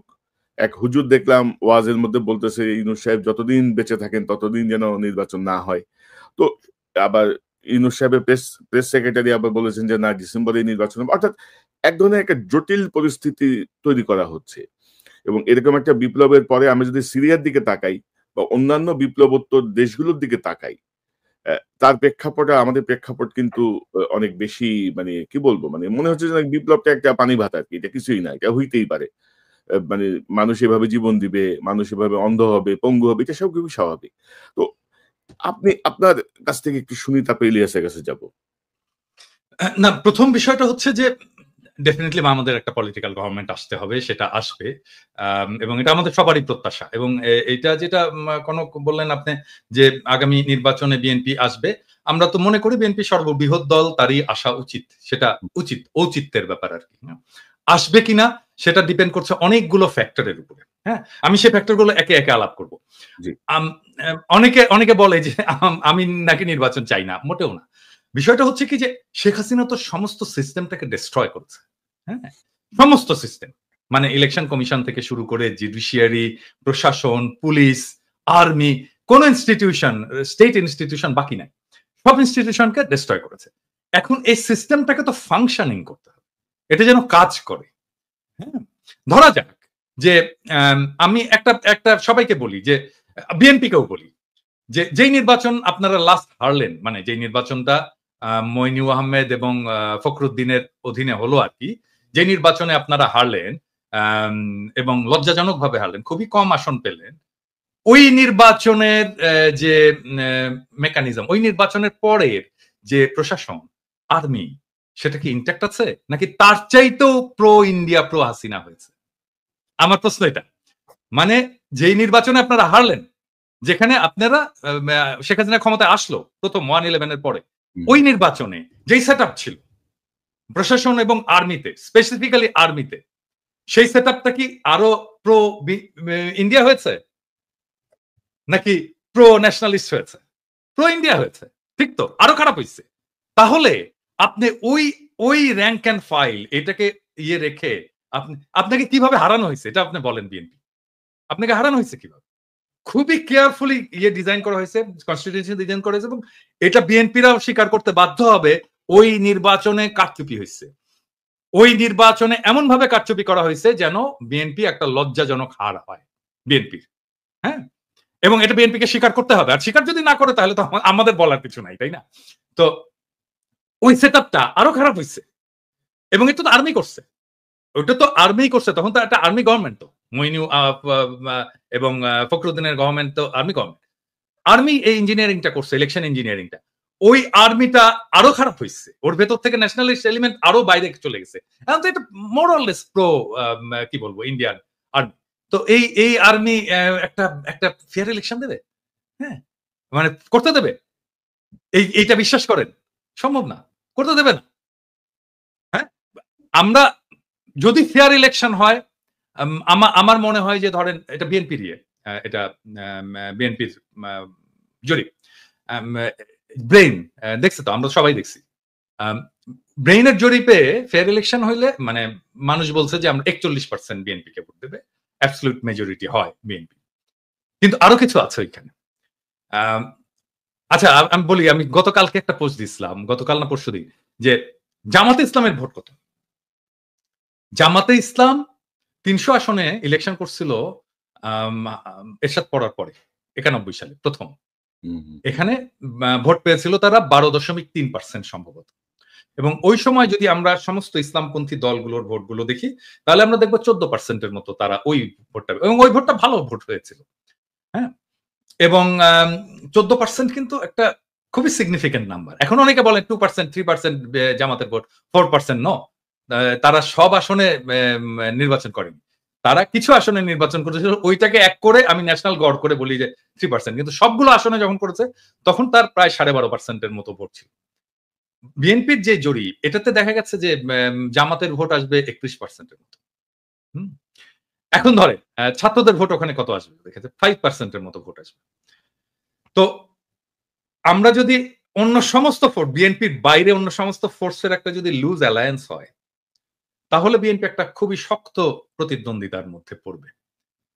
এখন বিএনপি যেটা করছে যে ধরেন এই যে বিএনপির যারা এই অনলাইন অ্যাক্টিভিস্ট আছে তারা, বা অনলাইনে ফেসবুকে যারা লেখালেখি করে তারা গালাগালি করতেছে আমাদেরকে, সেটা আমি গাইড নেই না, কিন্তু তা তো না। মির্জা ফখরুল, মির্জা আব্বাসের মতো সিনিয়র নেতারা তারা সোশ্যাল মিডিয়ার পিছনে লাগছে এবং কিভাবে আমাদের সাথে পাঙ্গা নেওয়া শুরু করছে। ধরেন এই পাঙ্গাটা যদি নিতে থাকে তারা কন্টিনিউয়াসলি, তাহলে তাদের অবস্থাটা কি হবে? ধরেন সোশ্যাল মিডিয়ায় যারা কাজ করে, হ্যাঁ, যারা কাজ করছে, যারা সোশ্যাল মিডিয়া একটা ইনফ্লুয়েন্স রাখতে পারে, ছোট হোক বড় হোক, অল্প হোক বেশি হোক কম হোক, একটা তো ইনফ্লুয়েন্স আছে, তো যারা রাখতে পারে তারা যদি পুরোটা, মানে ধরা যাক আমি এখানে ইয়ে ছাড়াই বলতেছি, কনক, আপনি, আমি, ইলিয়াস, আমরা তো কেউ অ্যান্টি বিএনপি না। আমরা তো জিয়াউর রহমান, প্রো জিয়াউর রহমান, মানে জিয়াউর রহমানকে আমাদের পলিটিক্যাল আইকন মানি, তাই না? তো আমরা তো সবাই ন্যাশনালিস্ট, তাই না? আমরা, এবং ট্রু সেন্স মানে মানুষ যাতে সাধারণভাবে বোঝে, আমরা তো সবাই রাইটেস্ট, তাই না? তো আমাদেরকে তো শত্রু ভাবার কোনো কারণ ছিল না বিএনপি। আমরা তো শত্রুও না, আমরা শত্রু হতেও চাই না বিএনপি। বিএনপি তো আসলে আমাদের পিছনে লাগছে, হ্যাঁ, আমাদেরকে শত্রু বলা শুরু করছে। এবং কিভাবে দেখেন, আওয়ামী লীগের কোন সিনিয়র নেতা কোনোদিন আমাদের নাম ধরে কোনোদিন কিছু করেনি। আমাদের নামে মামলা দিচ্ছে, আমাদেরকে দেশ ছাড়া করছে, কিন্তু নাম ধরে এরকম করে কিন্তু আক্রমণ করেনি। ওনারা নাম ধরে আক্রমণ করা শুরু করছেন আমাদের, হ্যাঁ। এবং এটা তো আমাদের পেছনে লেলায় দাও, আমরা তো পার্সন, ব্যক্তি। এবং ধরেন মির্জা ফখরুল যখন বলে কুতুব দাঁড়ায় গেছে সোশ্যাল মিডিয়ায় কিছু কুতুব, ওনারা কোথায় নিয়ে যেতে চান দেশকে আমরা জানি না। ওনারা জানবেন না কেন? উনি জানবেন না কেন? আমরা জানি না মানে আমরা কোথায় নিয়ে যেতে দেশকে? আমি বলছি সবসময় আমরা বাংলাদেশে ভারতীয় আধিপত্যবাদ চাই না, আমরা বাংলাদেশে আওয়ামী পুনর্বাসন চাই না, আমরা বাংলাদেশে একটা সাম্যের সমাজ চাই, একটা ইনসাফের রাষ্ট্র চাই। 4টা সিম্পল জিনিস মির্জা ফখরুল ভাই, আপনি জানেন না কেন? আপনারাই বাধা হয়ে দাঁড়ায় আছেন আমাদের সামনে, আমাদের স্বপ্নের সামনে, মানুষের স্বপ্নের সামনে। এবং আপনারা জানতে হবে আমরা এটা চাই, এবং আমরা আমাদের মনে করার কারণ আছে, আমাদের মনে করার ক্রেডিবল কারণ আছে যে আপনারা আওয়ামী লীগকে পুনর্বাসিত করতে চান। কেন চান সেই প্রসঙ্গে আসবো যদি আলোচনার সুযোগ থাকে। 2 নাম্বার, আপনারা ভারতের সাথে একটা নেগোসিয়েশন করেছেন, এটা আমাদের মনে করার ক্রেডিবল কারণ আছে। হ্যাঁ, এই জিনিসগুলোকে ক্লিয়ার করতে হবে আপনাদের কাছে। আপনারা যে আলাপ করেন, আপনারা সবার সাথে আলাপ করেন, অমুক রাজনৈতিক দলের সাথে আলাপ করেন, তমুক রাজনৈতিক দলের সাথে, সুশীল সমাজের সাথে আলাপ করেন, কেন আমাদের সাথে আলাপ করতে পারেন না? কেন পিনাকি ইলিয়াস কনক সারোয়ারের সাথে কথা বলতে পারেন না? আপনারা মিটিং করতে পারেন না? করার দরকার আছে না? মানে আমরা পিপলস ভয়েস রিপ্রেজেন্ট করি না? আমাদের সাথে কথা বলেন না কেন? মানে আপনারা 31 দফা দিলেন, ধরেন 31 দফা দিলেন, 31 দফা তো এটা আপনার দলের দফা। তো আমরা তো সেই সময় তো আপনাদের সাথে এলাই ছিলাম, আমরা তো একসাথে লড়াই করতেছি, আন্দোলন করতেছি, আমাদেরকে দেখাইছেন। আমিও তো ডাক্তার, আমাকে তো দেখাইতে পারতেন যে ভাই 31 দফায় যে চিকিৎসা সংক্রান্ত যে জিনিসটা আছে, দাদা একটু দেখেন তো এটা ঠিক আছে কিনা। হ্যাঁ, দেখাতে পারতেন তো, তাইলে তো আমাদের পার্টিসিপেশন থাকতো, আমরা ওন করতাম আপনার 31 দফাকে। কনক স্যার আপনি ওন করতেন, ইলিয়াস তুমিও ওন করতা, তো আমাদেরকে ওন করার সুযোগ দিলেন না তো। আমি একই জিনিস বলবো আমি জামাতকেও, একই জিনিস বলবো জামাতকেও। মানে তারা ইন্ডিভিজুয়ালি ফোন করে। এখন আমি শিওর যে জামাতের আমি তো খুবই মাইডিয়াল লোক, সবাইকে ফোন টোন করে, আমাকেও ফোন করে। কিন্তু এটা তো ফোন করে উনি বলেন কি আপনার শরীর কেমন আছে দাদা, বাড়ির সবাই ভালো আছে। আমি তো শফিক ভাইয়ের কাছ থেকে এগুলো শুনতে চাই না, আমি শুনতে চাই পলিটিক্স, রিয়েল পলিটিক্স শুনতে চাই। হ্যাঁ, ব্যক্তিগত সম্পর্ক আপনার সাথে থাকবে, মানে আমরা যখন রাজনীতি থেকে বিদায় নেবো, অ্যাক্টিভিজম থেকে বিদায় নেবো, তখনও থাকবে আপনাদের সাথে, সেটা অসুবিধা নেই। আমি শুনতে চাই পলিটিক্স, আপনার প্রোগ্রাম, আপনি নির্বাচনে কি মেসেজ নিয়ে যাবেন, আগামীতে আপনি ভারতের সাথে কিরকম সম্পর্ক রাখবেন, হ্যাঁ, আপনি আমেরিকার সাথে কিরকম সম্পর্ক রাখবেন, চীনের সাথে কিরকম সম্পর্ক রাখবেন, রাষ্ট্রটাকে কিভাবে গড়বেন, সংবিধানে কি কি পরিবর্তন আনবেন, মানুষের জীবনে কিভাবে এই বাংলাদেশে যেভাবে হাসিনা যেভাবে ইসলামোফোবিয়ার চাষ করছে এটাকে কিভাবে ফাইট করবেন, আন্তর্জাতিক ক্ষেত্রে আপনি ফিলিস্তিনের প্রশ্নে কি স্ট্যান্ড নেবেন, আমি তো জানতে চাই। হ্যাঁ, এই জিনিসগুলো তো জানতে চাই। এই জিনিসগুলো আমাদের সাথে কথা বলার কথা। আমার তো ভাই বাংলাদেশে আমার তো কোনো ফাইন্যান্সিয়াল ইন্টারেস্ট নাই, আমার কোনো ব্যবসাপাতি নাই, আমার চাকরি বাকরি নাই, তাই না? ওইখানে তো আমাদের সকলের তাই না? আমাদের চাওয়া তো একটাই, বাংলাদেশের মানুষ ভালো থাকুক, দেশটা ভালো থাকুক, দেশটা প্রোটেক্টেড থাকুক, দেশের স্বাধীনতা সার্বভৌমত্ব প্রোটেক্টেড থাকুক, এটা আমরা চাই। এইটার জন্য আমাদের সাথে কথা বলতে অসুবিধা কোথায় আপনাদের? হ্যাঁ, তবে দাদা ধরেন আমি যেটা দেখছি আর কি, ওনারা এখনো সেই 2001-এর যে রাজনীতি, সেই রাজনীতি ওনাদের মাথায় আছে। মাঝখানে যে 24 বছর পার হয়ে গেছে এটা অনেকেরই খেয়াল নাই।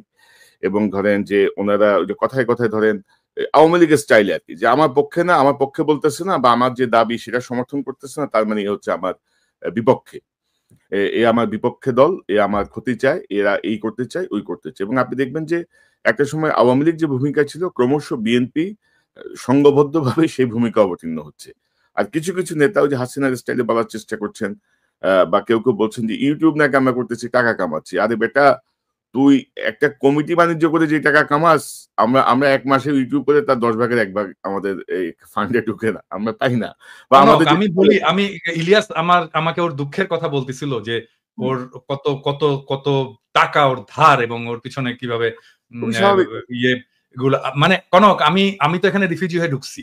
হ্যাঁ, আমার এখানে মাসে আমাকে রিফিউজি ভাতা দিত 380 ইউরো মতো। 380 ইউরো, এবং 380 ইউরোতে তো ইউরোপে তো খাওয়া দাওয়া হয় না, হ্যাঁ, খাওয়া যায় না, খাবারের ইয়ে হয় না। তো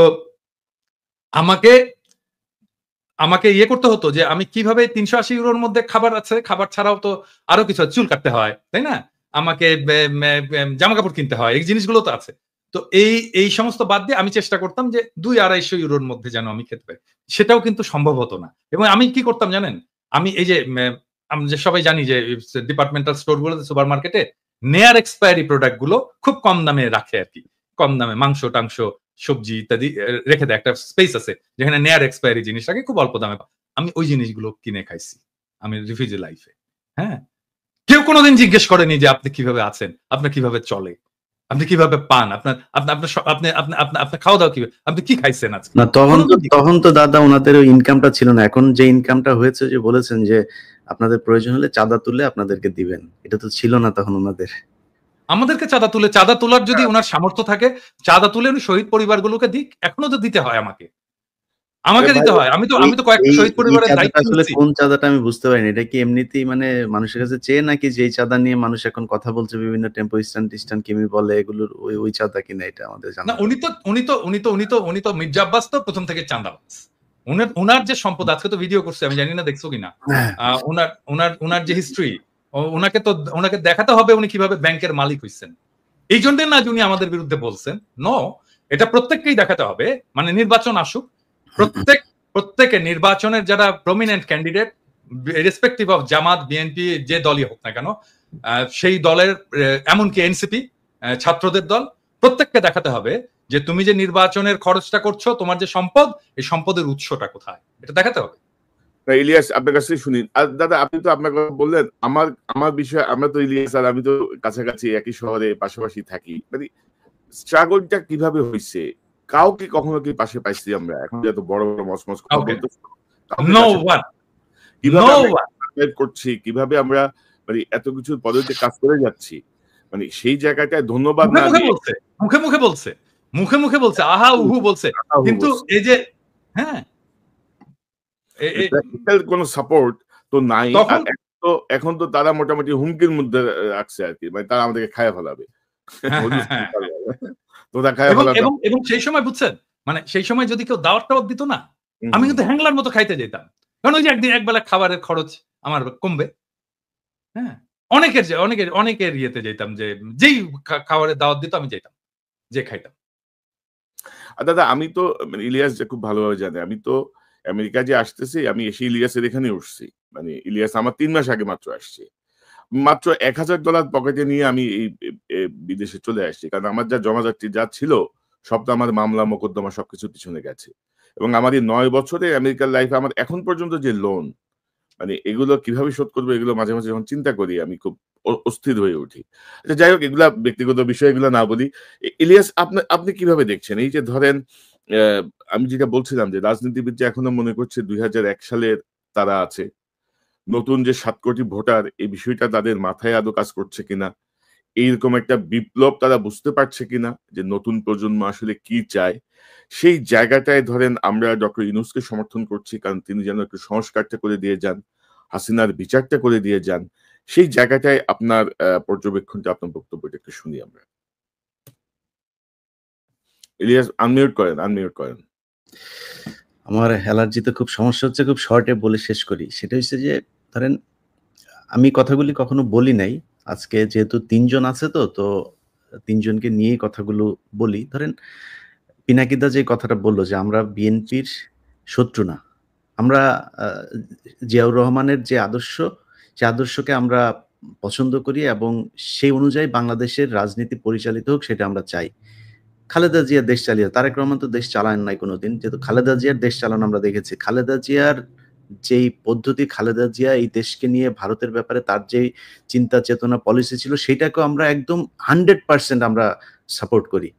তো বিএনপির সাথে এখন আমাদের হঠাৎ করে সমস্যাটা হয়ে গেল কেন? ধরেন আমার কথা যদি আমি বলি, আমি এই 5 তারিখের পর থেকে আজ পর্যন্ত আমার কাছে মানে কনক ভাইও জানেন এই বিষয়গুলো, উনার কাছেও আসে। আপনার কাছে তো আপনি তো পিনাকিদা তো অলরেডি মানে বলেই যাচ্ছেন।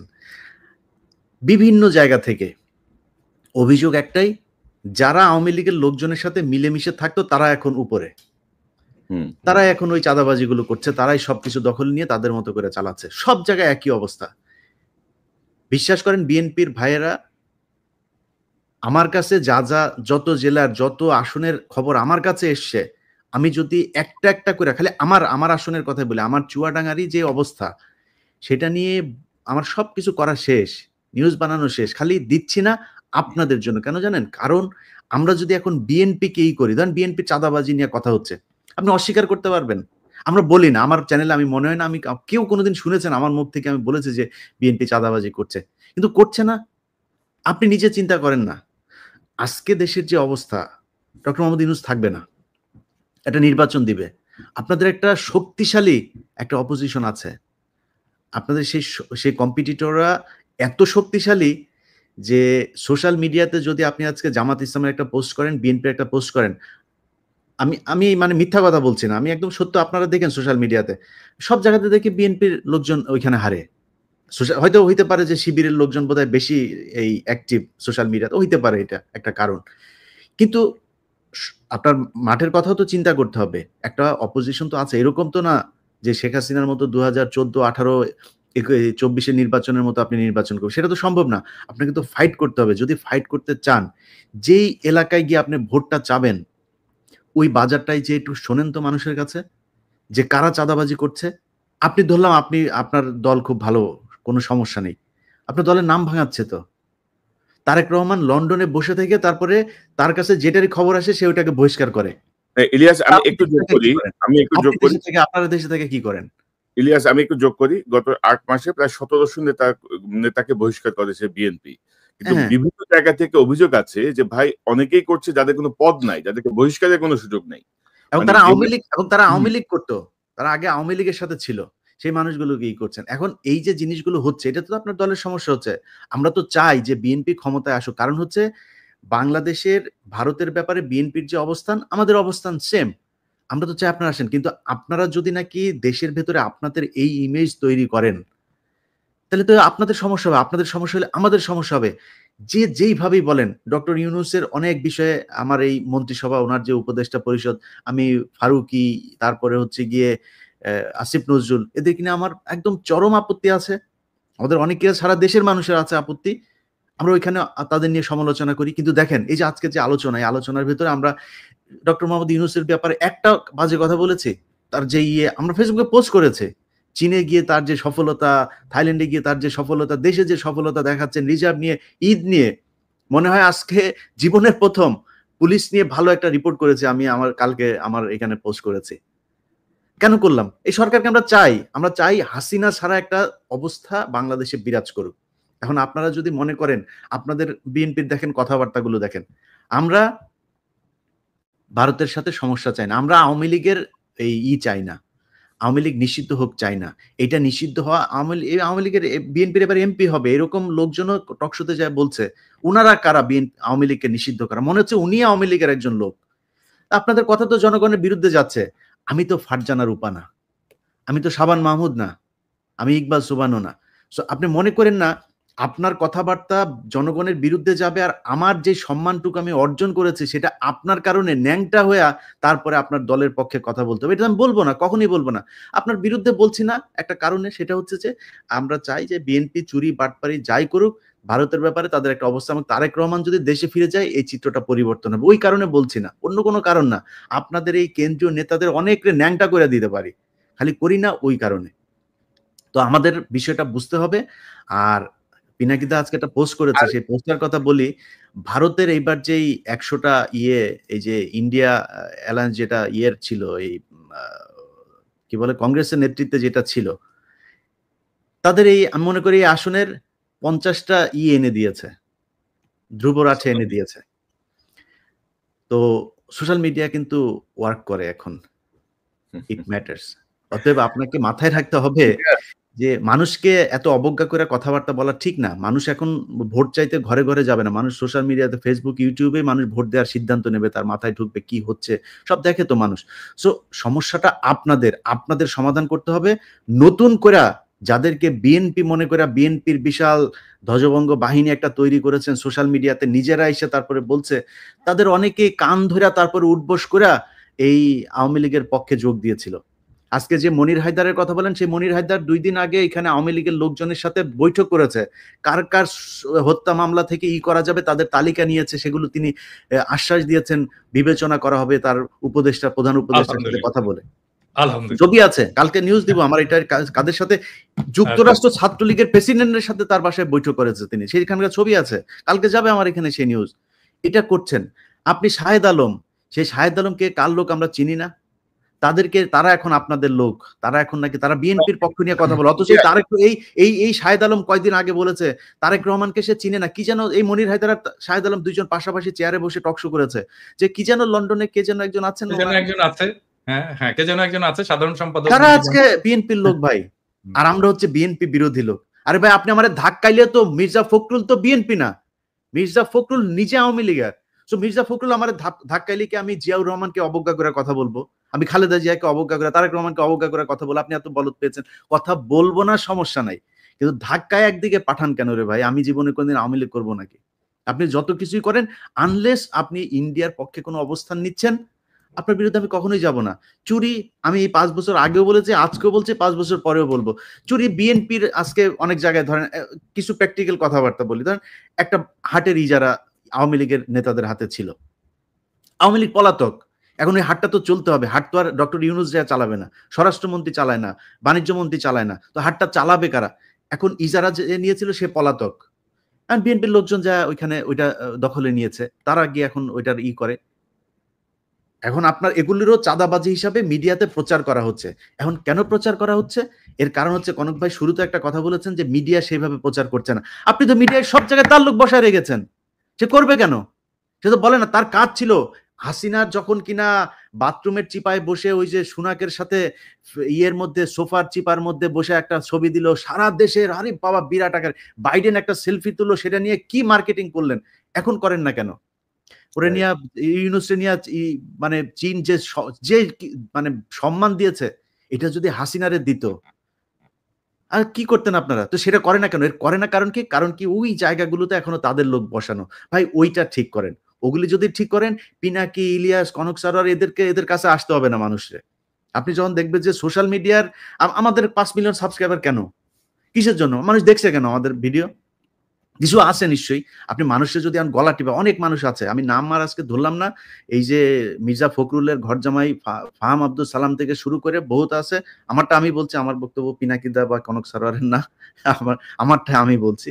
যে এই অনেক গজানো লোকজন আছে, তাদেরকে এখন সম্মান করে চলতে হবে। কেন মানুষ আমার কথা শুনে, কেন কনক সারোয়ারের কথা শুনে, কেন পিনাকি ভট্টাচার্যের কথা শুনে? এইটা তাদের সমস্যা। আরে ভাই কেন আপনারটা শোনেন না সেটা আপনার সমস্যা। আপনি চিন্তা করেন আপনি কি বলবেন, কি বলা উচিত, কেমনে চলা উচিত। শোনে না কেন, আমারটা শোনে কেন? সেইটাও বাংলাদেশের মানুষ হলো গন্ড মূর্খ, বুঝে না। পিনাকি, ইলিয়াস, কনক সারোয়ার এরা হচ্ছে পীর সাহেব। তা এখন এদেরকে আপনি বুঝাবেন কেমনে?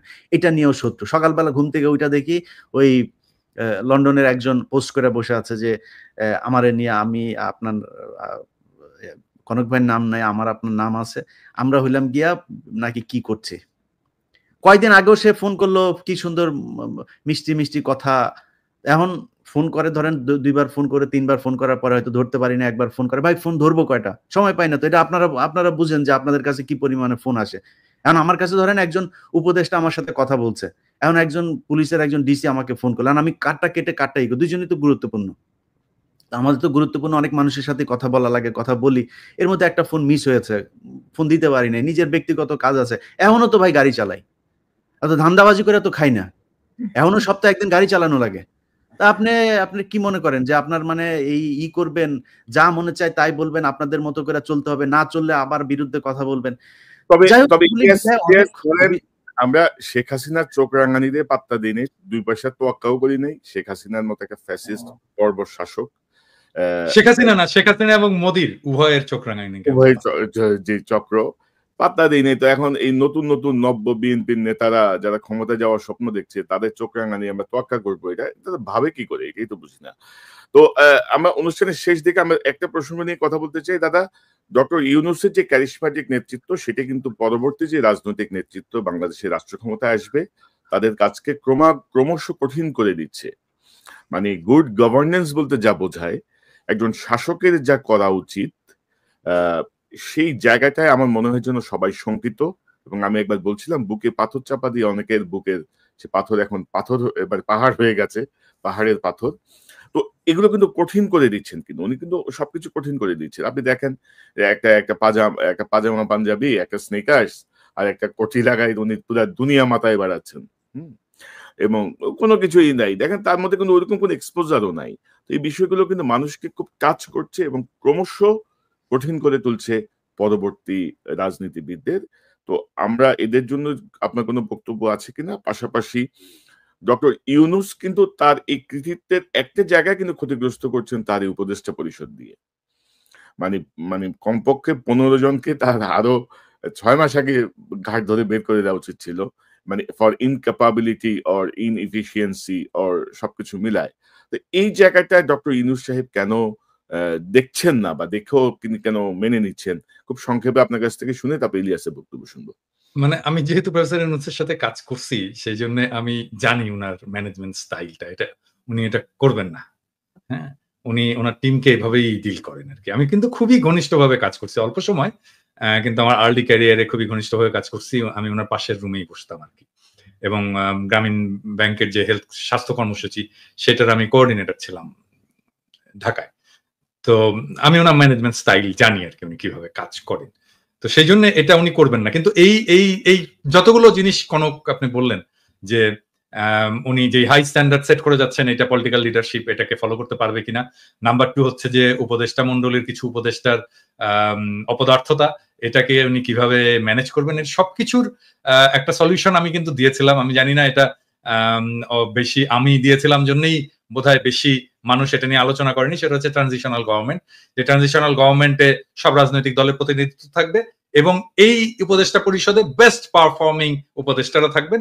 আর রাজনৈতিক দলগুলো থেকে বিভিন্নভাবে বিএনপি হোক, জামাত হোক, এমনকি সেটা এনসিপি হোক, তারপর এবি পার্টি হোক, এমনকি নূরের দল, বাম যারাই হোক সবাইকে মিলে একটা নতুন মন্ত্রিসভা তৈরি করা এবং যেই ইয়েতে উপদেষ্টা পরিষদে তারেক রহমানের অন্তর্ভুক্তি উপপ্রধান উপদেষ্টা করে।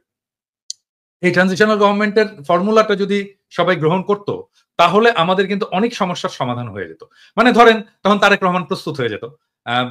তার যে সিলসিলা প্রফেসর ইউনূসের যে সিলসিলা সেইটার সিলসিলাটা তারেক রহমান পরে বহন করতে পারতেন। ট্রেন্ড হতেন প্রফেসর ইউনূস কিভাবে রাষ্ট্র চালাচ্ছেন, কার সাথে কার কি সম্পর্ক, সেই সম্পর্কটাকে উনি ট্রান্সফার করে দিয়ে যেতে পারতেন তারেক রহমানের কাছে। এবং তারেক রহমানের ইমেজের যদি কোনো সময় আছে, কিছু প্রবলেম তো আছে, ইমেজের প্রবলেম আছে, যেটা তৈরি হোক অথবা সত্য হোক, সেই ইমেজটা ক্লিন আপ হয়ে যেত এই সময়ের মধ্যে। ওনার নেতৃত্বের গুণাবলী বিকশিত হতো এবং আমি অপদার্থ উপদেষ্টাদেরকে বের করে দিতে পারতাম। বিএনপিরও যারা মন্ত্রী হতে চায়, যারা ক্ষমতায় আসতে চায়, তারাও ক্ষমতার স্টেক পেল, ভাগ পেল। তারা ক্ষমতায় এসে তাদের কাজ দেখাতে পারলো যে তারা কেমন ইয়ে করবে। আবার আরেক দিক থেকে দায়টা কিন্তু পুরোপুরি প্রফেসর ইউনূসের, বিএনপিকে নিতে হচ্ছে না কিন্তু। যদি এটা ফেইলও করে তাহলে দায়টা প্রফেসর ইউনূসেরই থাকে। এইভাবে এই পুরো প্রবলেমটাকে সলভ করা যায় এবং এটা যদি বিএনপি চায়, এটা আসলে মূল স্টেক তো এটা বিএনপির। বিএনপিকে মানতে হবে। বিএনপি যদি চায় আমি এটাকে ফ্যাসিলিটেট করতে পারি অন্যান্য সব পার্টির সাথে, এমনকি প্রফেসর ইউনূসের সরকারের সাথেও ফ্যাসিলিটেট করে এটাকে যেন রূপ দেওয়া যায় সেই চেষ্টা আমি করতে পারি। বাইরের একজন লোক লাগে, আমি ভলান্টিয়ার করলাম, আমার চেয়ে অনেক যোগ্য লোক আছে, তারাও করতে পারে। কিন্তু যেহেতু আমি এটা আইডিয়াটা কনসিভ করেছিলাম সেই জন্য আমি যদি এটার সাথে যুক্ত থাকি আমি মনে হয় যে এটাকে ফ্যাসিলিটেট করতে পারবো। আমি সবাইকে সবার সুবিধাগুলো বুঝিয়ে দিতে পারবো আর কি। জি দাদা, এই যে ইলিয়াস আপনার কাছ থেকে একটু শুনি। ইলিয়াসের ট্রানজিশনাল গভর্নমেন্টের ব্যাপারে তোমার মতামত কি? মানে ডক্টর ইউনূসের কৃতিত্ব অনেকটাই ম্লান হয়ে যাচ্ছে কিন্তু তার উপদেষ্টা বা ম্লান হওয়ার থেকে আমি বলবো যে উনি যে গতিতে যাচ্ছেন আমরা আরো অনেক বেশি সুফল পেতাম, আরো অনেক বেশি কি বলবো মানে গতিশীল থাকতো প্রত্যেকটা ডিপার্টমেন্ট যদি ওনার উপদেষ্টারা ওনার সাথে তাল মিলাইতে পারতেন। মানে উনি 84-85 বছর বয়সে যে গতিতে যাচ্ছেন, ওনার মাথা যে গতিতে কাজ করছে তার থেকে মানে অনেক গুণ, মানে উনি 100% উনি যদি 80% দেন ওনার উপদেষ্টা পরিষদের কমপক্ষে 15% দিতে পারছেন না। তো সেই জায়গাটা উনি এই দায়টা কেন নিচ্ছেন বা কি করণীয় ইলিয়াস আপনি কি মনে করেন? না, উনার ধরেন যেটা আপনি গতির কথা যেটা বলছেন সেই গতির চাইতেও সবচেয়ে বড় জিনিস হলো আমার মনে হয় কি যে এই ডক্টর ইউনূসের কিছু, কিছু জায়গায় উনি আসলে আমার ধারণা যে উনিও তো বয়স হয়েছে। আন্তর্জাতিক বিষয়গুলো দেখতে গিয়ে, অর্থনৈতিক এই বিষয়গুলো দেখতে গিয়ে উনি দেশের অভ্যন্তরীণ বিশেষ করে যেমন স্বরাষ্ট্র মন্ত্রণালয়, আইন মন্ত্রণালয় এইসব মন্ত্রণালয়গুলোর ব্যাপারে উনার মনে হয় মানে সময় দেওয়ার সুযোগ কম। আমি মনে করি যে উনার আশেপাশে এই যে 'প্রথম আলো', 'ডেইলি স্টারের' যেই বলয় আসিফ নজরুলের যেই প্যারালাল আরেকটা গভর্নমেন্ট আসিফ নজরুল তৈরি করেছে, এই জায়গাটা দেখেন আমরা অনেক সমালোচনা করি। দেশের মানুষের আমি আজ পর্যন্ত কাউকে দেখি নাই যে এর সমালোচনা ওর সময় কিন্তু ডক্টর মোহাম্মদ ইউনূসের সমালোচনা কেউ করে না। তো আমি শুধু ছোট করে এতটুকুই বলব যে ডক্টর মোহাম্মদ ইউনূসের উচিত যে উনার এই জায়গাগুলো ঠিক করা। উনার এই শেষ বয়সে এসে নিশ্চয়ই উনি ব্যর্থ হতে চান না। উনি যদি ব্যর্থ হতে না চান এই জায়গাগুলো ঠিক করা দরকার যাতে এই প্যারালাল গভর্নমেন্ট তৈরি করে যারা আওয়ামী লীগ এবং ভারতের, কালকে একটা কথা শুনলাম যে এই যে মামলাটা বাংলাদেশে চলছে আন্তর্জাতিক অপরাধ ট্রাইব্যুনালে, এই সেম মামলাটা আমাদের আপনার ইয়েতেও করার সুযোগ আছে, আন্তর্জাতিক ইয়েতে আদালতে। তো ওইখানে করার জন্য আসিফ নজরুল দিচ্ছে না, পারমিশন দিচ্ছে না। তিনি কারণ হিসাবে বলেছেন যে এটা নাকি ওইখানে গেলে আমাদের দেশের অভ্যন্তরীণ এই তদন্তগুলোতে সমস্যা হবে, এখানে শাস্তি দিতে সমস্যা হবে। ওইটাতে হলে আমাদের এখানে সমস্যা কি? আন্তর্জাতিকভাবে যদি নাকি শেখ হাসিনাকে কোনোভাবে পানিশমেন্ট দেওয়া যায় বা বিচার করা যায়, সেটা তো আরো ভালো আমাদের জন্য। তারপরে কয়েকদিন আগে আপনি দেখেছেন যে এই যে সিলভিয়া থেকে শুরু করে আইন মন্ত্রণালয়টা তার নিজের ব্যক্তিগত সহকারী, এটা নিয়ে প্রতিদিনই বলি যে এই শামসুদ্দিন মাসুম, সে ছিল হইলো ABM খায়রুল হকের পার্সোনাল সেক্রেটারি, তাকে সে তার কাছে এনে বসিয়ে রেখেছে এবং আইন মন্ত্রণালয়ে শুনুক। আইন মন্ত্রণালয়ে আসিফ নজরুল একদিন ডেকে গোপনে ওইখানকার কয়েকজন বিচারক এদের, তারপরে এই সচিব এদেরকে ডাকুক, ডেকে জিজ্ঞেস করুক কি অবস্থা। অনেক জায়গায় আছে একই লোকজন। তো এদেরকে যদি সরানো যায় আমার মনে হয় আরো বেশি ভালো হইতো, মানুষ আরো স্বস্তি পেত। এই তো আর কি। আর আমি বিএনপির ব্যাপারে সবচেয়ে যে বিষয়টা বলবো যে বিএনপির উচিত হবে যে সোশ্যাল মিডিয়াতে যেসব জিনিসগুলো এখন যাচ্ছে, যে মানুষ যেসব সমালোচনাগুলো করে, এইসব সমালোচনাগুলোর ব্যাপারে তারা আমার মনে হয় আরো বেশি সিরিয়াস হবে যে কোথায় কি হচ্ছে, আসলে কি সমস্যাটা হচ্ছে কিনা। কারণ সামনে তারেক রহমান কিন্তু বারবার একটা কথা বলেন যে সামনে নির্বাচনটা অনেক কঠিন নির্বাচন হবে বিএনপির জন্য। সো সেই কঠিন নির্বাচনটা তাদের যদি উতরাতে হয় তাহলে অবশ্যই তাদের যে অপোজিশন সেটাকে খুব স্ট্রং মনে করতে হবে। এটা মনে না করে যদি নির্বাচনে যায়, আমার মনে হয় 1991 সালে নির্বাচনে যেমন শেখ হাসিনা মন্ত্রিসভা গঠন করে ফেলেছিল, খালেদা জিয়া পরে প্রধানমন্ত্রী হন, আমার মনে হয় সেই পরিস্থিতি হয়ে যেতে পারে। তবে ইলিয়াস, আমার পর্যবেক্ষণ হচ্ছে জনাব তারেক রহমান তার যে বক্তব্যগুলো দিচ্ছেন, এগুলো তার বাংলাদেশের নেতারা ঠিক ধরতে পারছেন না অথবা বুঝতে পারছেন না, এটা ডেপটা বুঝতে পারছেন না, এটা মেসেজটা ধরে কাজ করতে পারছেন। ধরেন একটা দলের প্রধানকে কিন্তু একটা ডিপ্লোম্যাটিক অবস্থানে সবসময় থাকতে হয়। মানে আপনি যেভাবে কথা বলি, ধরেন আজকে যদি আপনি কোনো একটা দায়িত্বে যান, আপনি এভাবে কথা বলতে পারবেন না। পিনাকিদা একটা দায়িত্বে গেলে এভাবে কথা বলতে পারবে না। আমরা এখন অনেক স্ট্রেইট কথা বলি, কিন্তু একটা দায়িত্বে যখন আপনি চাই না, তখন আপনাকে একটা ডিপ্লোম্যাটিক অবস্থান নিতে হবে। এবং আপনি যেটা বলছিলেন, শুধু আসিফ নজরুলের পিএস না, প্রধান বিচারপতি যিনি পিএস, তারা মানে 3 বন্ধু মিলে এখন সুপ্রিম কোর্ট এবং আইন মন্ত্রণালয় চালাচ্ছে। আর আমরা অনেক কথাই বলছি, পিনাকিদা একটা কথা বলে না, ওই যে ইংরেজিতে যেহেতু বলছে নিশ্চয়ই ঠিকই কইছে। তো এখন আমার মনে হয় যে কিছু মানুষের মধ্যে এই জিনিসটা ছড়াইছে, আমরা যেহেতু কিছু বলছি, নিশ্চয়ই এখানে কোনো অন্য উদ্দেশ্য আছে, নিশ্চয়ই আমরা নির্বাচনকে লম্বা করতে চাই, মানে নির্বাচনকে পিছাইতে চাই, নিশ্চয়ই আমরা মানে এরকম কিছু ভাবনা আমরা দেখতে পাচ্ছি। আমরা চাই না বিএনপি ক্ষমতা আসুক, আমরা চাই না ক্ষমতা আসলে আমাদের সমস্যা কি? আমাদের তো কোনো সমস্যা নাই, আমরা তো বসে আছি যে বিএনপি ক্ষমতায় আসলে আমরা দেশে যাব। আমরা অদ্ভুত একটা সময় পার করতেছি এবং এগুলো বিএনপির লোকজন। আর ধরেন একটা খবর দিতে চাই দাদা, যেটা মির্জা আব্বাসের যে আস্থাশীল যেই আপনার বাংলাদেশের যে মিডিয়া যাদের জবাবদিহিতে আছে, তাদের তো অনেক নিউজ এখন পর্যন্ত দেয় না। তো জাস্ট দর্শকদেরকে বলি, একটু পরে আমি হয়তো আমার ফেসবুকে বিস্তারিত দিব। গতকাল 5 জন সেনা কর্মকর্তাকে মানে সেনা হেফাজতে নেওয়া হয়েছে, অ্যারেস্ট করা হয়েছে, যে যাদের কথা আমরা বারবার বলছিলাম। তার মধ্যে আছেন ব্রিগেডিয়ার ইমরান হামিদ, তৎকালীন 46 ব্রিগেডিয়ার কমান্ডার, আছেন মানে তৎকালীন মানে হচ্ছে জুলাই আগস্ট ওই সময়টায় কর্নেল আব্দুল্লাহ আল মোমেন, তিনি অতিরিক্ত মহাপরিচালক র্যাব, এডিজি তৎকালীন র্যাবের, লেফটেন্যান্ট কর্নেল মোহাম্মদ রিদওয়ানুল ইসলাম, বিজিবির সিও, যিনি গুলি করেছেন, গুলি করছে সেই CO, major Mohammad Noman Al Faruk, 23 east Bengal regiment, মোহাম্মদপুরে করছে। এই 5 তারিখেও সে গোলাগুলি করেছে। এই 5 জনকে আসলে আপনার সেনা হেফাজতে নেওয়া হয়েছে। তবে সেনা হেফাজতে এই বেসামরিক হত্যাকাণ্ড বা এইসব ঘটনার বিচারের কোনো বিধান আছে বলে আমি জানি না। পিনাকিদা নিয়ে বিস্তারিত কাজ করেছে। আমাদের হচ্ছে যে এরা যেন পালিয়ে যেতে না পারে, এটা যেন কোনোভাবে পালিয়ে যেতে না পারে, এটা পালিয়ে গেলে এটা ওয়াকারের দায়িত্ব, ওয়াকারকে এটা জবাবদিহিতা করতে হবে। অনেকে এই বিষয়টা নিয়ে আশঙ্কা প্রকাশ করে মেসেজ দিয়েছেন যে আপনারা একটু কিছু জায়গায় একটু বলেন যেন এরা পালাতে না পারে, কারণ ইতিমধ্যে অনেকেই পালিয়ে গেছে, অনেকে পালিয়ে যেতে দেয়া হয়েছে। তো দাদা আর দুটা প্রসঙ্গ জাস্ট উল্লেখ করে আমি অনুষ্ঠান শেষ করব। এই বিষয়টা নিয়ে আমরা নিকট সময়ে আরেকবার কথা বলবো। আমি কদিন আগে, এটা আসলে আলোচনা করা হয়নি, কদিন আগে আমি একটা পোস্ট দিয়েছিলাম 2 সপ্তাহ আগে, আওয়ামী লীগের নিবন্ধন বাতিল ও রাজনীতি নিষিদ্ধ করার দাবি জানিয়েছেন এনসিপির আহ্বায়ক নাহিদ ইসলাম। আপনি কি দাবি সমর্থন করেন? 2,07,000 মানুষ ভোট দিয়েছে, 90% বলেছেন হ্যাঁ, 9% বলেছেন না, মতামত নেই বলেছেন 2%।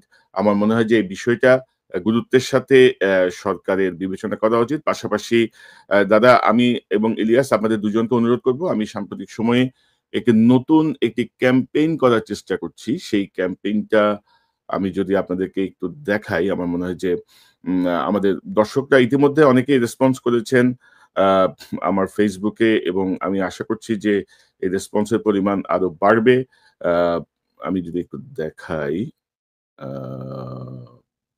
একটু যদি দর্শক দেন, আমি গত 4 এপ্রিল এই ঘোষণাটা দিয়েছি যে বাংলাদেশের 300 নির্বাচনী আসনে পতিত পলাতক আওয়ামী লীগের নেতাকর্মী, সমর্থক, যে কোনো পর্যায়ে সুবিধাভোগী, ব্যবসায়ী, আমলা, পুলিশ, সেনা কর্মকর্তা, শিক্ষক এবং অন্যান্য কেউ যদি অন্য কোনো রাজনৈতিক দলে যোগ দিয়ে বা নেতার আশীর্বাদ নিয়ে নির্বাচনে অংশ নেওয়ার মহড়া শুরু করে অথবা স্বতন্ত্র প্রার্থী হওয়ার চেষ্টা করে, তাহলে অনুগ্রহ করে কনকসারওয়ার@gmail-এ বিস্তারিত তথ্য প্রমাণ সহ জানান। জুলাই বিপ্লবের পর অতীতের রাজনৈতিক ধারা বা টাকাওয়ালাদের পুনর্বাসন করা বা সব সরকারের আমলে সুবিধাভোগী ধারার অবসান হতে হবে। পাশাপাশি একবার এমপি ছিলেন এমন ব্যক্তির স্ত্রী, পুত্র, কন্যা, ভাই, বোন, শালা, দুলাভাই ছাড়া আর কেউ নির্বাচনের যোগ্যতা রাখেন না, এমন ধারারও অবসান চাই।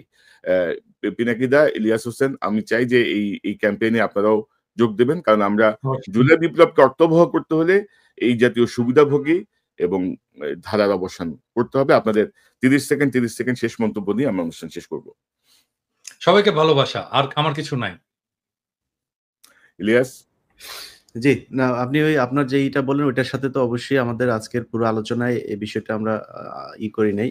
সেটা হচ্ছে যে জুলাই এই হত্যাকাণ্ডের এই ঘটনায় যারা কিনা হত্যার শিকার হয়েছেন এবং আহত আছেন, তাদের জন্য আমার মনে হয় সরকার কিছুটা উদাসীনতা দেখাচ্ছে কিনা জানি না, যে পরিবারগুলোকে সর্বোচ্চই দেয়া হোক, কারণ তাদের কারণেই আজকে আমরা এই যে নতুন করে কথা বলতে পারছি এবং নতুন করে আমরা নির্বাচনের স্বপ্ন দেখছি তাদের কারণেই। সো তাদের প্রতি সম্মান দেখানো উচিত। আর সবশেষে আপনি যে বিষয়টা বলেছেন যে ওয়াকারের ব্যাপারে, ওয়াকার আমরা যে বিষয়টা মাঝখানে ঘটেছিল যে বিএনপি আমাদেরকে যেভাবে করছে, সেনাবাহিনীর ভেতরেও মনে হচ্ছে একটা পক্ষ আমাদেরকে দেশদ্রোহী বানানোর একটা পায়তারা করছেন। তো আপনাদের ভেতরেও আমাদেরও তো লোকজন আছে, আপনারা অনেকেই চেষ্টা করছেন যে আমরা আমাদের সোশ্যাল মিডিয়া এগুলোকে নিয়ন্ত্রণ করা কিংবা আমাদের ব্যাপারে অন্যদেরকে উস্কে দেওয়ার জন্য এজেন্ট ভাড়া করা, তাদেরকে নিয়মিত মাসিক ভাতা দেওয়া, কাদের দিচ্ছেন এরকম কয়েকজনের নামটাও আমরা জানি। তো আমরা আসলে আমি আমার ব্যক্তিগতভাবে যদি আমার কাছে জিজ্ঞেস করেন, আমি চাই ওয়াকার থাকুক। ওয়াকার সেনাপ্রধান হিসাবে ওনার চাইতে আসলে সবকটাকেই তো হাসিনা দিয়ে গিয়েছেন এই জায়গায়। এই জেনারেল যা আছেন, আপনি ওয়াকারের পরে যার কাছে যাবেন সে যে কি হবে সেটাও তো জানি না। সো আমরা চাই, যেহেতু 5 তারিখের একটা কি বলবো যে এটার জন্য ক্রেডিট দিতেই হয়, সেটা তিনি ইচ্ছাই দেখ আর অনিচ্ছাই দেখ, সেই বিতর্কেই যেতে চাই না। কিন্তু ওয়াকার যেহেতু 5 তারিখের এই ঘটনাটার সাথে পজিটিভলি ডিল করেছেন, আপনি থাকেন, কোনো সমস্যা নাই। কিন্তু এই যে আলোচনাগুলো হচ্ছে, এগুলো খুব ভালো আলোচনা না, যে আপনি একজনকে ডেকে নিয়ে যায় তারপরে ক্যান্টনমেন্টে বলবেন যে এটা করতে, আপনার লোকজন বিভিন্ন জায়গায় এখনো পর্যন্ত ইন্টারফেয়ার করবে। আওয়ামী লীগের যেসব সাজানো নাটক, জঙ্গি নাটক, এইসব মামলায় যারা আটক, তাদেরকে বের হতে গেলে সেনাবাহিনীর পরিচয় দিয়ে তারপরে হুমকি দিবে, জাজদেরকে হুমকি দিবে, কারা কর্তৃপক্ষকে হুমকি দিবে। এই জায়গাগুলো থেকে সেনাবাহিনীকে বের হয়ে আসতে হবে। আমরা আপনাকেও সম্মান করতে চাই, আপনি সম্মান রাখেন, তবে ইলিয়াস জায়গায় থাকেন, আমরা সম্মান করবো। কিন্তু অসম্মানের জায়গায় রাখলে আপনি সেনাপ্রধান না কে, ওইটা নিয়ে আসলে আমাদের এত বেশি পাত্তা দেওয়ার কিছু নাই। আমরা 5 বছর, 10 বছর, 15 বছর দেশে যাইনি, দরকার হলে আরো 15 বছর যাব না। আপনি যদি নাকি জনগণের বিরুদ্ধে দাঁড়ান, আমরা আপনার বিরুদ্ধে দাঁড়াবো। মানে ইনক্লুসিভ নির্বাচনের কথা বলা যাবে না। আমরা সেনাপ্রধানের কাছ থেকে ইনক্লুসিভ নির্বাচনের কথা শুনতে চাই। আমরা আপনার কাছ থেকে আপনার কাছ থেকে কোনো পলিটিক্যাল বক্তব্যই শুনতে চাই না। ক্যান্টনমেন্ট থেকে রাজনীতি বাইরে বের হইতে হবে। এবং রাজনৈতিক দলের নেতাদেরকে নিয়ে যে ঘুটু করা, কথা বলা, এটাও চাই না। আপনার কাজ না, আপনার দেশ তবে রক্ষা কাজ সেটা করেন। তবে দাদা এটা একটা পজিটিভ মুভ, এই ৫ জনকে অ্যারেস্ট করা এটা একটা পজিটিভ মুভ। আমি মনে করি যে হ্যাঁ, ওনারা ওইটাই ভাই, আমি এই জন্যই কথাটা তুললাম যে এই জন্য সেনাপ্রধানকে ধন্যবাদ জানাই যে আপনি এটা করেছেন।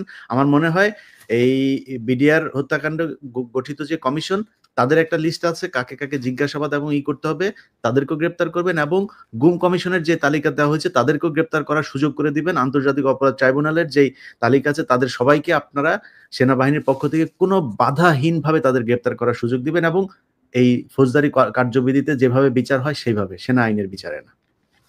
এবং আমি মনে করি আমরা তো বারবারই বলছিলাম দাদা, মানে ২০-২৫ জন কর্মকর্তাকে বাঁচাতে যে পুরো সেনাবাহিনীর যে ক্রেডিবিলিটি, সেনাবাহিনীর এই ভূমিকা সেটিকে আসলে ক্ষতিগ্রস্ত করছেন।